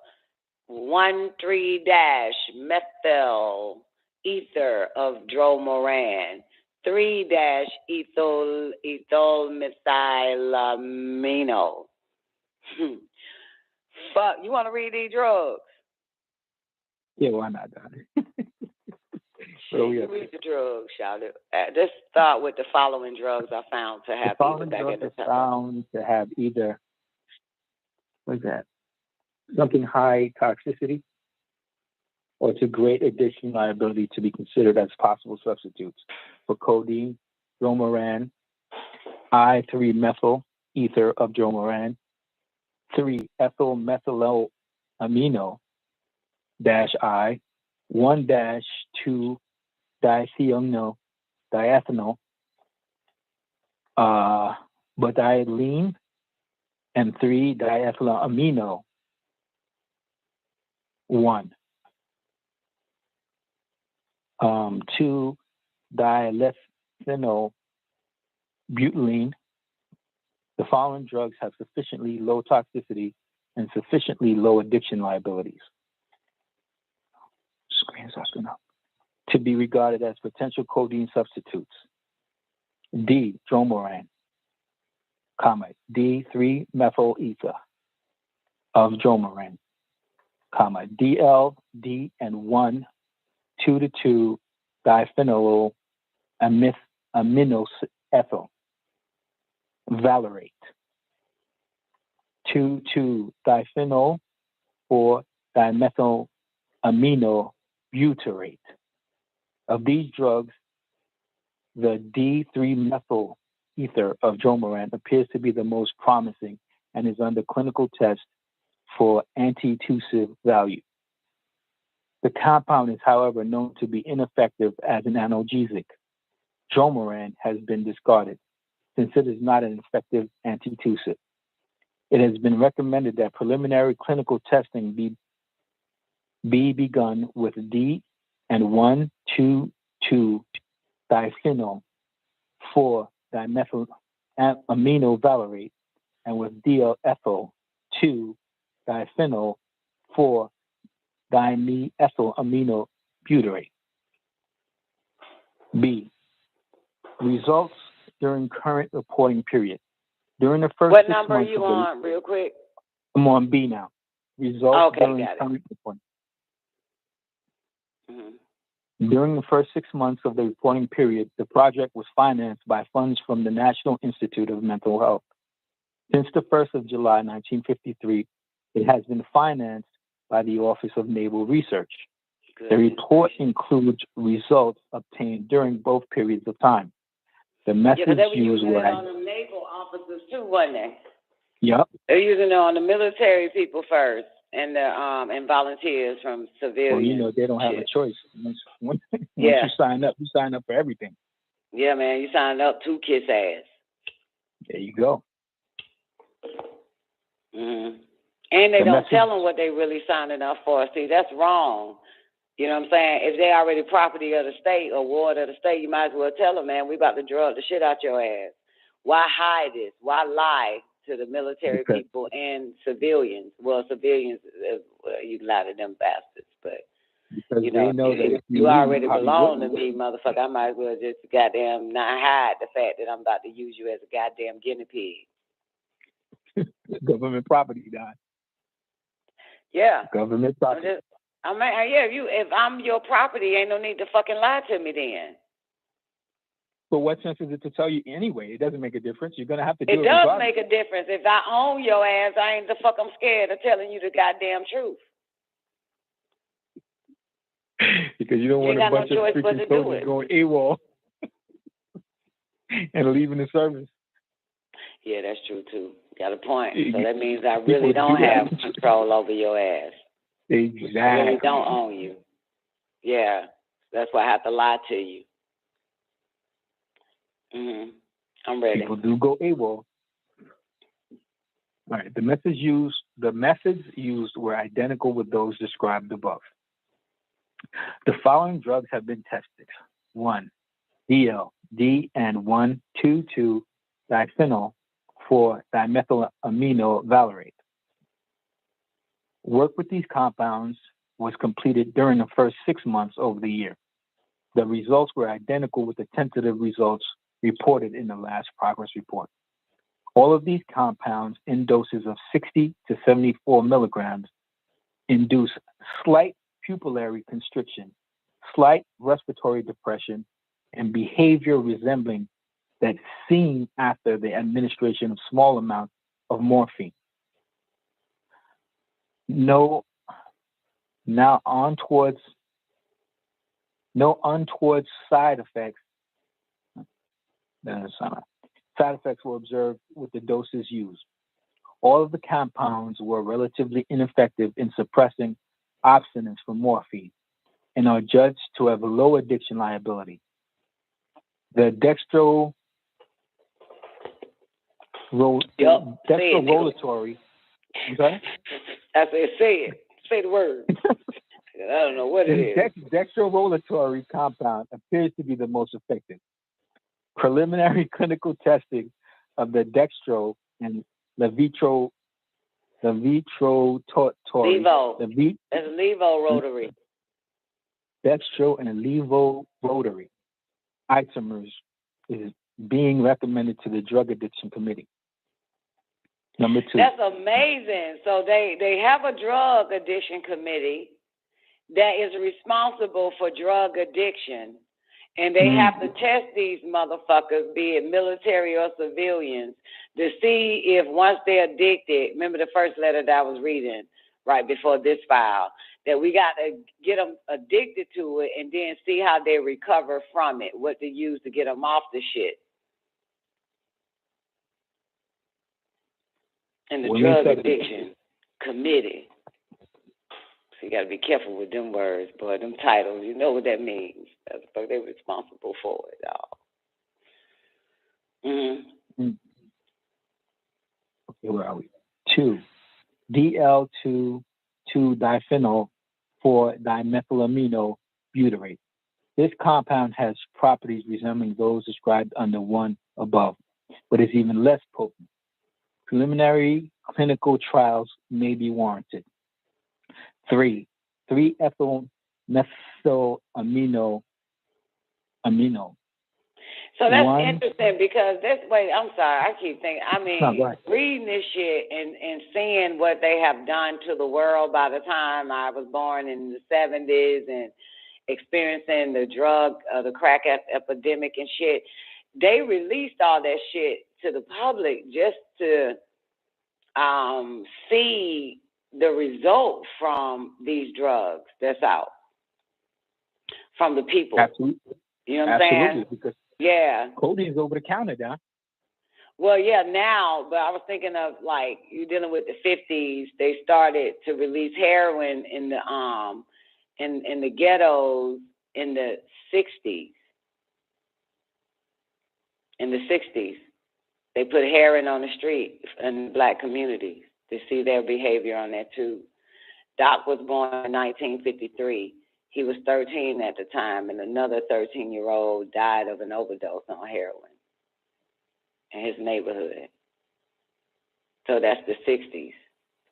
And they didn't stop there. The acid and all that shit was on the streets. That's what they wanted to do anyway.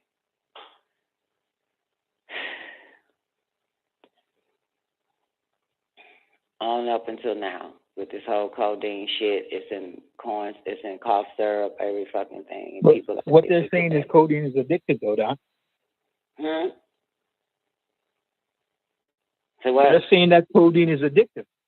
Right, they put it in cough counter. syrup. Yeah, they put it in cough syrup. I mean, and they made it sweet for kids, because I remember I used to drink the hell out of the grape kind with codeine in it when I was a child. Shit was fucking delicious. Yeah, that was delicious. Hell yeah, got great Kool-Aid, motherfucker. But I wasn't addicted to it. I would just drink that shit. They always want to make it taste good so you can be addicted to it, by orally, you know. And a whole bunch of people are addicted to that shit. They know what they're doing to these people. It's a sad. Number 2. Number 3, right? You didn't finish. I cut you off on the Okay, 2. Oh well, no, my bad. It is 3. It is 3. It's 3 you on. Great day, Osaru. 3, ethyl methylamino, and 2, diethylene butylene. This drug is a prototype of a completely new class of synthetic analgesics, which was discovered in Great Britain.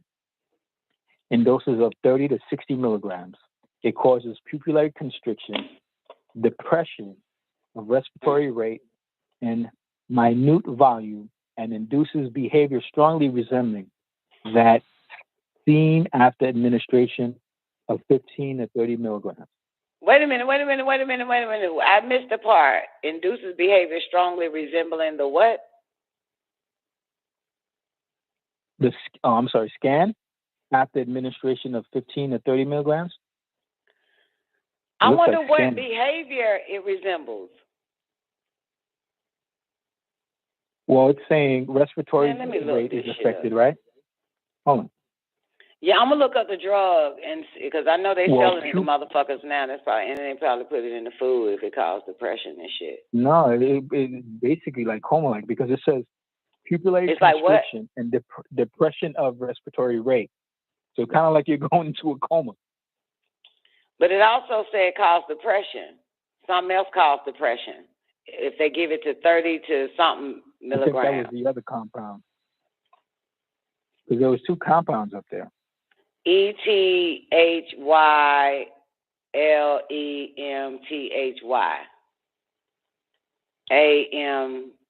AMINO. Keep going. Okay. Where are we here? Okay. Of morphine sulfate. The drug is irritating to the skin and is broken down in the body to unknown sulfur-containing compounds, which cause marked discoloration of the urine. In some patients, peculiar mental reactions consisting either of hypnagogic delusions or true hallucinations, but with maintenance of insight were observed. The drug is very effective in suppressing abstinence from morphine. During a period of 30 days, experimental addiction, partial tolerances developed.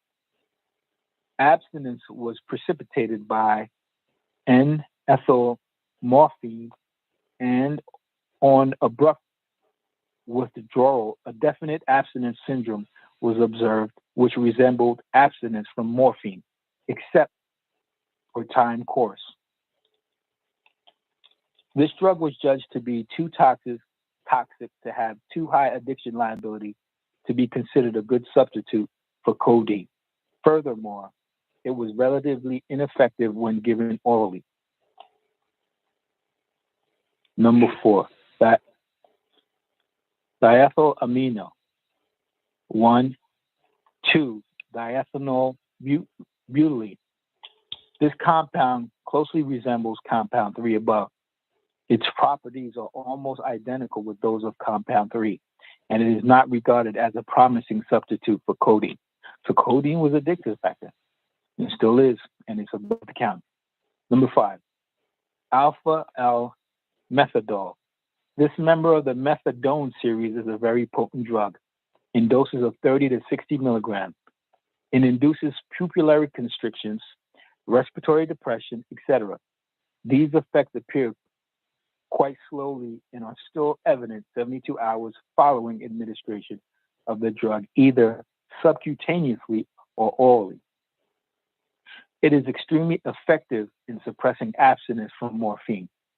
The drug is judged to be too toxic and to have too high addiction liability to be regarded as promising substitute for codeine. That's a bunch of bull, because that's what they give you now when you're in rehab.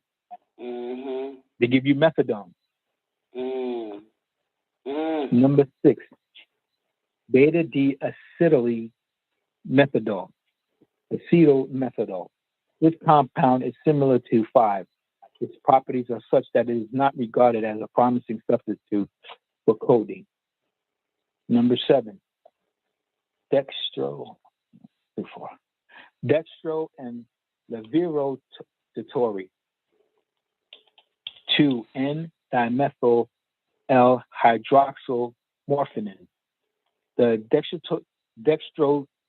dextrorotary form of this compound is quite inert in man.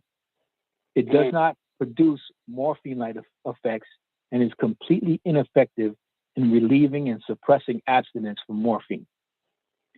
No untoward toxic effects were observed, with doses ranging as high as 75 milligrams, subcutaneously or orally. Here we go. The levorotary form of the drug has morphine-like effects when given in doses of 30 to 60 milligrams, either hypodermically or orally. It is fairly effective in suppressing abstinence from morphine. The levorotary form is judged to have greater addiction liability than that of codeine. However, in the event that dimethylbromide is not found to be an effective antitussive agent, recommendations for clinical trial of this agent would be warranted, since, as judged by animal testing, it is a very effective antitussive drug. 8. Mixtures of N-allyl-normorphine and morphine. Mixtures of these drugs have been studied at the recommendation of the Drug Addiction Committee as the beginning of a program designed to determine whether or not the addiction liability of the more powerful synthetic can be attenuated by the addition of nalines or other morphine antagonists without seriously impairing therapeutic effects. The following mixtures have been studied: 1 to 10, 1 milligram naline to each 10 milligrams of morphine; 1 to 5, 1 milligram naline to each 5 milligrams of morphine; and 1 to 3, 1 milligram naline to each 3 milligrams of morphine. When administered subcutaneously, development of morphine-like euphoria in former morphine addicts is blocked with all these mixtures for periods ranging between 2 to 3 hours. The higher the proportion of naline in the mixture, the more effective is the blocking and the longer it persists. Mitosis induced by morphine is partly antagonized by these mixtures. Depression of respiratory minute volume, however, is not antagonized when the drugs are administered simultaneously.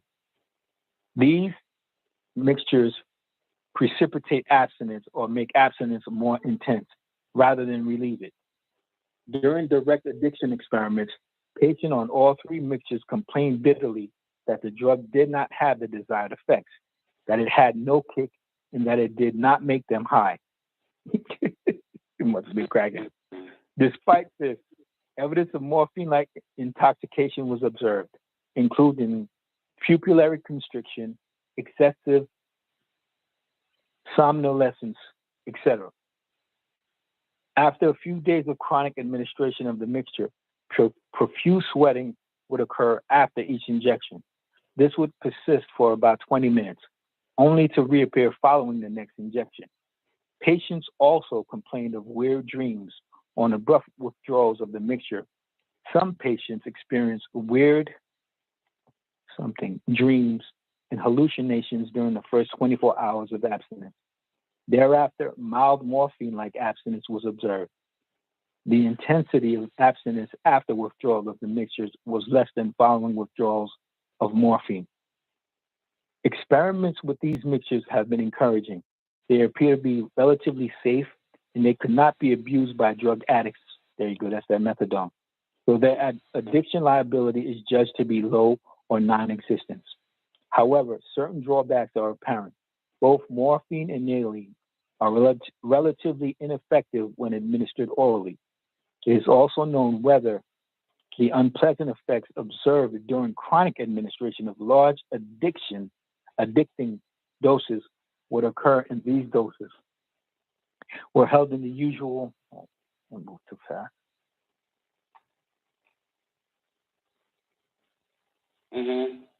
Relatively ineffective. It is also unknown whether the unpleasant effects observed during chronic administrations of large addicting doses would occur if the doses were held in the usual therapeutic range. If this occurs, the mixtures could not be used clinically. 9. Diphenyl or dimethylaminohexanol. This member of the methadone series induces mild morphine-like effects when administered in doses of 60 milligrams, either hypodermically or orally. No serious toxic effects have been observed with these large doses. Only transient slight relief of abstinence was observed following administration of 60 to 75 milligrams hypodermically to patients with severe symptoms of withdrawal from morphine. Evaluation of this drug is incomplete, but at the moment it is regarded as possibly very promising from the point of view of low addiction liability. 10. Dimethylphenol 4-carbothioxy azacicloheptane. This compound is a member of the Demerol series. Doses ranging up to 150 milligrams subcutaneously induced neither subjective nor detectable objective effects in non-tolerant former morphine addicts. However, when two patients who were strongly addicted to morphine received 150 milligrams of the drug in a suppressive experiment, serious toxic reactions manifested by dizziness, blurring of vision, anxiety, elevated blood pressure, and in one patient, signs of pulmonary edema, swelling, ensued. Work with the compound has been suspended pending further animal toxicology at the University of Michigan. Plans for future. Yeah, because Demerol, they be subscribing Demerol. Oh, yeah. All right, Don, I have to go mobile. Okay, babe. Well, wait, we in overtime. Did you know that? Yep. Okay, well, then you're out, Tom. That's I'm good. mobile. I'm on the phone. I called in. Oh. So which mobile are you then? Oh, mobile mean get in a car. Right. Okay. All right. So immediate. During the coming 6 months, we hope to complete work on the drugs listed under items 7 through 10 above. In addition, we plan to investigate the properties of the following morphine antagonists. 1, November, Ali, nordiacetylmorphine. 2, November, propylhydronormorphine. 3, dextrorotary. November, lilonordromoran. Levorotary. NAL, Lilnordoramin. Levorotary. 3, methyl ether, of N-alynordromoran. It is hoped that some of these antagonists will be effective orally. In the event that such an antagonist is found, the effects of oral administration of the antagonist when combined with methadone, dromoran, and methyl ether of dromoran will be studied in the hope of developing an orally effective mixture of an antagonist, preferably synthetic, together with a potent synthetic and orally effective analgesic drug. Such mixtures should, like mixtures of morphine and nalaline, have reduced addiction liability. We also plan to open a new approach to the problem and to investigate the possibility of combining codeine with a metabolic blocking agent, beta-diethylaminoethyl prophyllate state. This compound is reported to increase the intensity of effect and the length of action of a number of analgesic drugs. Combining it with codeine would represent one way of increasing the supply of codeine. Long-range plans. We intend to continue the search for an adequate substitute for codeine until a drug is found, which is judged by the Drug Addiction Committee of the National Research Council to fulfill all necessary requirements. Only suspension of the project due to lack of funds would cause work to cease prior to the attainment of this goal. Reports and publications. During current reporting period, Isabel H. Frazier, HF, and Wilker A. addiction liability of dithienol butylene amines. Sound like Arabic. Alamine. Federation Proc, and there's a list of books and all that type of shit. I ain't got to read that. That's the end of that. Of their statement. So, woo, boy, this shit here be draining to me, goddamn. Woo. All right, that was file 86, and I hate to tell y'all this, though, but I got to get out of here early, so I was going to end the show at 3:30, which is 3 minutes from now. What number was I on? The substitutes. Wait, that was 10. So I'll give you one more if this is clear. This is 87, file 87. We almost finished with these files, and then we go into that other shit where they want us to download. This is dated January 1st, 1954 for period January 1st to December 31st, 1954, I reckon. This is the annual progress report. Report prepared by Harris Isabel, MD. Contact, nothing. Contractor, Public Health Service, National Institute of Mental Health, Addiction Research Center, FHS Hospital, Lexington, Kentucky. Principal investigators is Harris Isabel, MD. Assistant, Frazier, Corder, Hong, Kelly, Welch, Moss Jr., Glass, and Brown. I'm not saying their whole name. Title of project, Addiction, Liabilities of Synthetic Substitutes for Codeine. Objective, to find a synthetic analgesic drug which would be as safe from the point of view of toxicity and addiction liability, as is codeine. That's file 87. Let me see if I can get 88 out. File 88, letter regarding Federal Security Agency Public Health Service Annual Progress Report. Here's another one. Let's see what this look like. All right. This Department of Health, Education, and something fucking else. Public Health Service, Lexington, Kentucky, January the 5th, 1954. I am enclosing a copy of the annual progress report to the Office of Naval Research. There is no material in this report which was not covered in the annual report to the Public Health Service, copy of which you already have received. Since I have last written you, we have completed a large number of experiments with LAE-32 with very disappointing results. We have seen no evidence of effects of any kind with doses as high as 1,250 micrograms. This compound seems as far inferior to LSD-25. That work with it has been discontinued. We have been busy obtaining control determinations, fasting on the rate of disappearance of blood alcohol using both the breathe meter and direct blood determinations. The effects of 3 types of food. Check this. They're doing the food study on y'all monkeys. The effects of 3 types of food, steak, bread, and cream, will be begun later this month.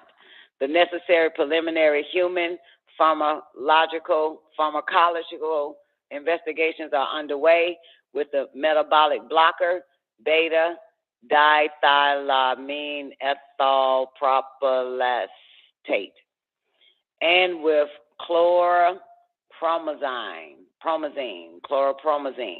A variety of experiments are being planned with both agents once the necessary background information has been obtained. This is why they got the Department of Agriculture. It's where the steaks and the eggs and the bread and the cream is coming from. They put this shit in the food, baby. I will be in Washington on Wednesday, January 21st, en route to the meeting of the Drug Addiction Committee in Rahway, New Jersey.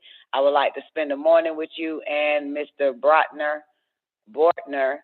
if that is convenient. Please let me know. Very sincerely yours, Harris Isbell, MD, Director of Research. They don't put the shit in the bread, the steak, and the motherfucking goddamn cream cheese. Lord have mercy. All right, last one. What time is it? 3:31. All right, last one. I'm gonna get the 90 first if it ain't long. What was that? 88. I'm on MK Ultra, motherfuckers. 89. MK Ultra Sub Project 78 cover sheet part 2 of 3. This is the cover sheet. Bam. MK Ultra subject project. All right, so that's 88, and we're gonna get to 89. Here's another cover sheet. Damn, why y'all just keep giving us cover sheet? All right, and it's only 2 more, and then we got to go to all of the big boys, the big ass files. Whew. Wow, look at all this. We almost done though, kind of, sort of, but not really-ish. All right, so where we at? 90 cover sheet. Last one, 91. To check the rest of the pages was resent on November 1st, 2018. They were finally released and are available below. There we go. So here it is. The last one of this file is 91. It's 4 pages. Get it to you raw. It's redacted, of course. A lot of shit is blocked off. January the 2nd, 1954. Chief blank to Chief blank from Chief of blank. Subject General Operational blank. Specific request for technical assistance. This is what it says, and then I'm up out of this bitch. This dispatch is concerned primarily with an urgent request for blank action. But because of the nature of the request, it would be a waste of time to route it directly to blank. Instead, it is requested that the appropriate blank officer discuss the problem with blank and blank or his designee, and that they together approach blank with a request for action. 2, this station is convinced that the blank approach is the most probably productive way of obtaining information on blank. We have accordingly placed a great emphasis on blank activities, and 7 of the 8 staff members of the blank station have been spending the majority of their time on blank. The chief of the blank also devotes a large proportion of his time to blank blank, designed to increase the effectiveness of blank blank blank's operations. We are aware from discussion with visitors from headquarters and other stations that blank is probably unique in devoting so large a proportion of its efforts to blank, and we desire to move ahead as rapidly as possible in order to determine whether or not our decisions have been wise. We appreciate the guidance headquarters has been supplying, designed to encourage direct defection approaches to blank blank in blank, and under no circumstances will we forget that the defection of a blank is the major purpose of blank.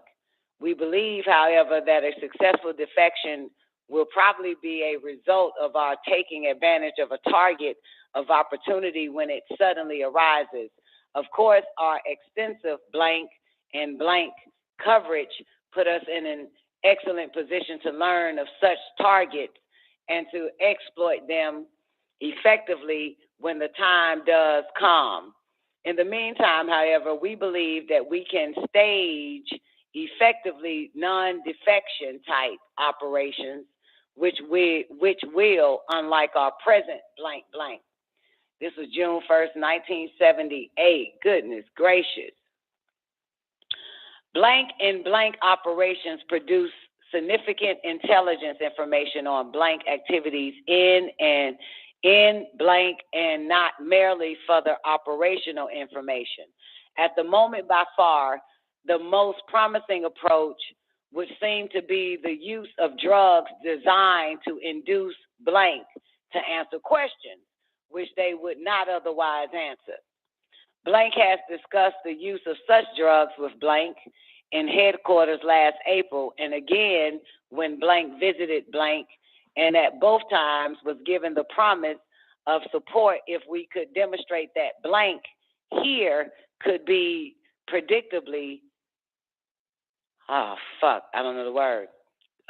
something into locations. I don't know that word. Into locations controlled by our personnel for a reasonable length of time while not in the presence of any other unfriendly bodies. This condition has now been met beyond all question. Blank blank of blank has informed us that the chemical research element of blank has already developed drugs or some proven value in attaining the result we desire. We urgently request that whatever drugs may be now available be supplied blank as soon as possible, together with instructions and guidance for use. It should again be emphasized that blank is not in the same position in regard to blank as our other stations. We have competent personnel with a wide variety of blank talents and experience. We have operational blank information, probably unequaled in quantity and in scope by any other station, which can enable us to ascertain with certainty by the use of test questions the effectiveness on the subject of the drug being used. We can produce any one of a large number of blank, blank, blank, blank, blank, blank, blank, blank, blank, blank, probably blank or blank in blank controlled locations with no other persons present except our own nationals. How long this extremely favorable blank situation can be maintained is not certain, and thus urgent and prompt action is requested. Our blank contacts are more than anxious to cooperate in smoking American cigarettes in large quantities and in drinking our whiskey, brandy, and beer. What the fuck? At least one blank, and we have reason to suspect that blank might be another. Time after time cooperates to the extent of drinking enough to make him definitely intoxicated, even with undoped drinks, without drugging the drink. This is fucking wild. All right. 7, we fully understand that the ultimate objective of blank is to develop an easy administered drug which will cause the victim to respond to questions and then come out of the effects of the drug without remembering anything about what he has done. We would like to request, however, that blank operations not be delayed until such a miracle drug is perfected. It is enough that the victim may not be entirely sure what he said, even though he knows he was talking loosely, or even that he remain aware of having made the answers he did, provided that he not be certain that he was drugged, but merely think that it was the result of the alcohol.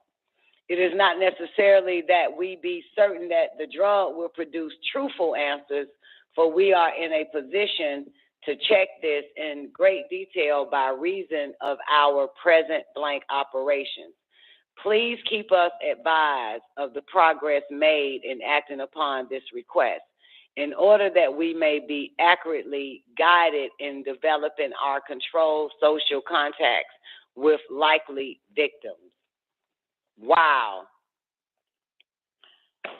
Boy. And cigarettes, whiskey, bread, steaks, cream.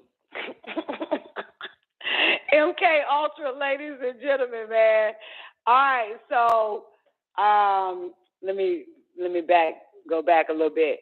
So now they gave us the behavioral modifications. They released that. C.I.A. released it in November. So we shall begin on these files that the C.I.A. released November 2018, and it's a lot. And it has the date. Some of them, now we're going to get into the 1970s and 60s after they perfected all this shit that we done read for 15 parts of the CIA MK Ultra program. So yeah, these dates go far as the 70s. Now that we about to get into it, starting from the 60s, because remember this is like from the 50s, started in the 50s, and now we're hitting the 60s, and some of these dates are unknown. It's a lot, man. So this is like a goddamn movie, man. This shit here, and we're living in it. This shit, wow. I'm so like, then they gave it to the masses. I just want to say people who are not drugged and people who got a different type of diet now. I'm so glad I got a different fucking type of diet. I don't even eat some of the shit they mentioned. But I do smoke these cigs right here, man, but they can't get me. And I had an epiphany reading this whole little shit. Let me get out of here, though. All right, y'all having a warning day. What the day is? Tuesday? It's today Tuesday or Wednesday? I don't know what the day is, but I hope y'all enjoyed the show, man. The CIA, baby, that's part 15. See y'all in a new day on the Don Nicoleone Show. The man of the hour is up next, and we got to get to it. What happens, Zena? Can we go over the Fauci dossier with them patents one day? Fuck yeah, we can do it in the new day, Zena. We can do it the first hour, because all this shit relevant. Is it good, Zena? Did you take a peek at it? And Pfizer, too. Pfizer dropped some shit, Zena. You know, Pfizer dropped some shit and ain't nobody looking at it. They just still going to the bar. Yeah, I heard Pfizer released some shit, so that way they can't say we put it out there, motherfucker. You Google every goddamn thing. You got an interesting Pfizer video? Bring it to the Don Nicoleone show in the new day. Make it early. Starting at 1 o'clock once I play a clip for an hour. You feel me? The video, the Pfizer video, the dossier of goddamn Fauci, and Pfizer did release some shit to the public, but the public's so goddamn stupid. They just put it out there, they'll never see it. Like my good friend, Rabbi Finkelstein said, we tell them, but they don't care. We put the truth right in their face, but they don't care. It's an article. That's cool with me, Macbeth. Thought it was a video. Okay. All right. It's an article. Got it. All right. Well, I'm getting up out of here, man. Man of the hour is up next. I see y'all on the Don Nicoleone show. Y'all don't do nothing stupid. Y'all are very important. Macbeth and Zena, please live to see the Don Nicoleone show tomorrow, the new day, 12, so I can get all that information from you bitches, okay? Don't do nothing stupid in 24 hours. Please don't, okay? Make sure you look both ways before crossing the street. You're very valuable. You know what happens when motherfucker get ready to give you something, they end up Men in Black come and kill you. So you gotta be careful. Don't go outside, man. Don't answer doors or none of that shit right now, okay? Let them keep knocking. If they ain't got a key, don't open up. All right, I'm up out of this bitch. Y'all having a water day, man. That's my time. Peace. Radio.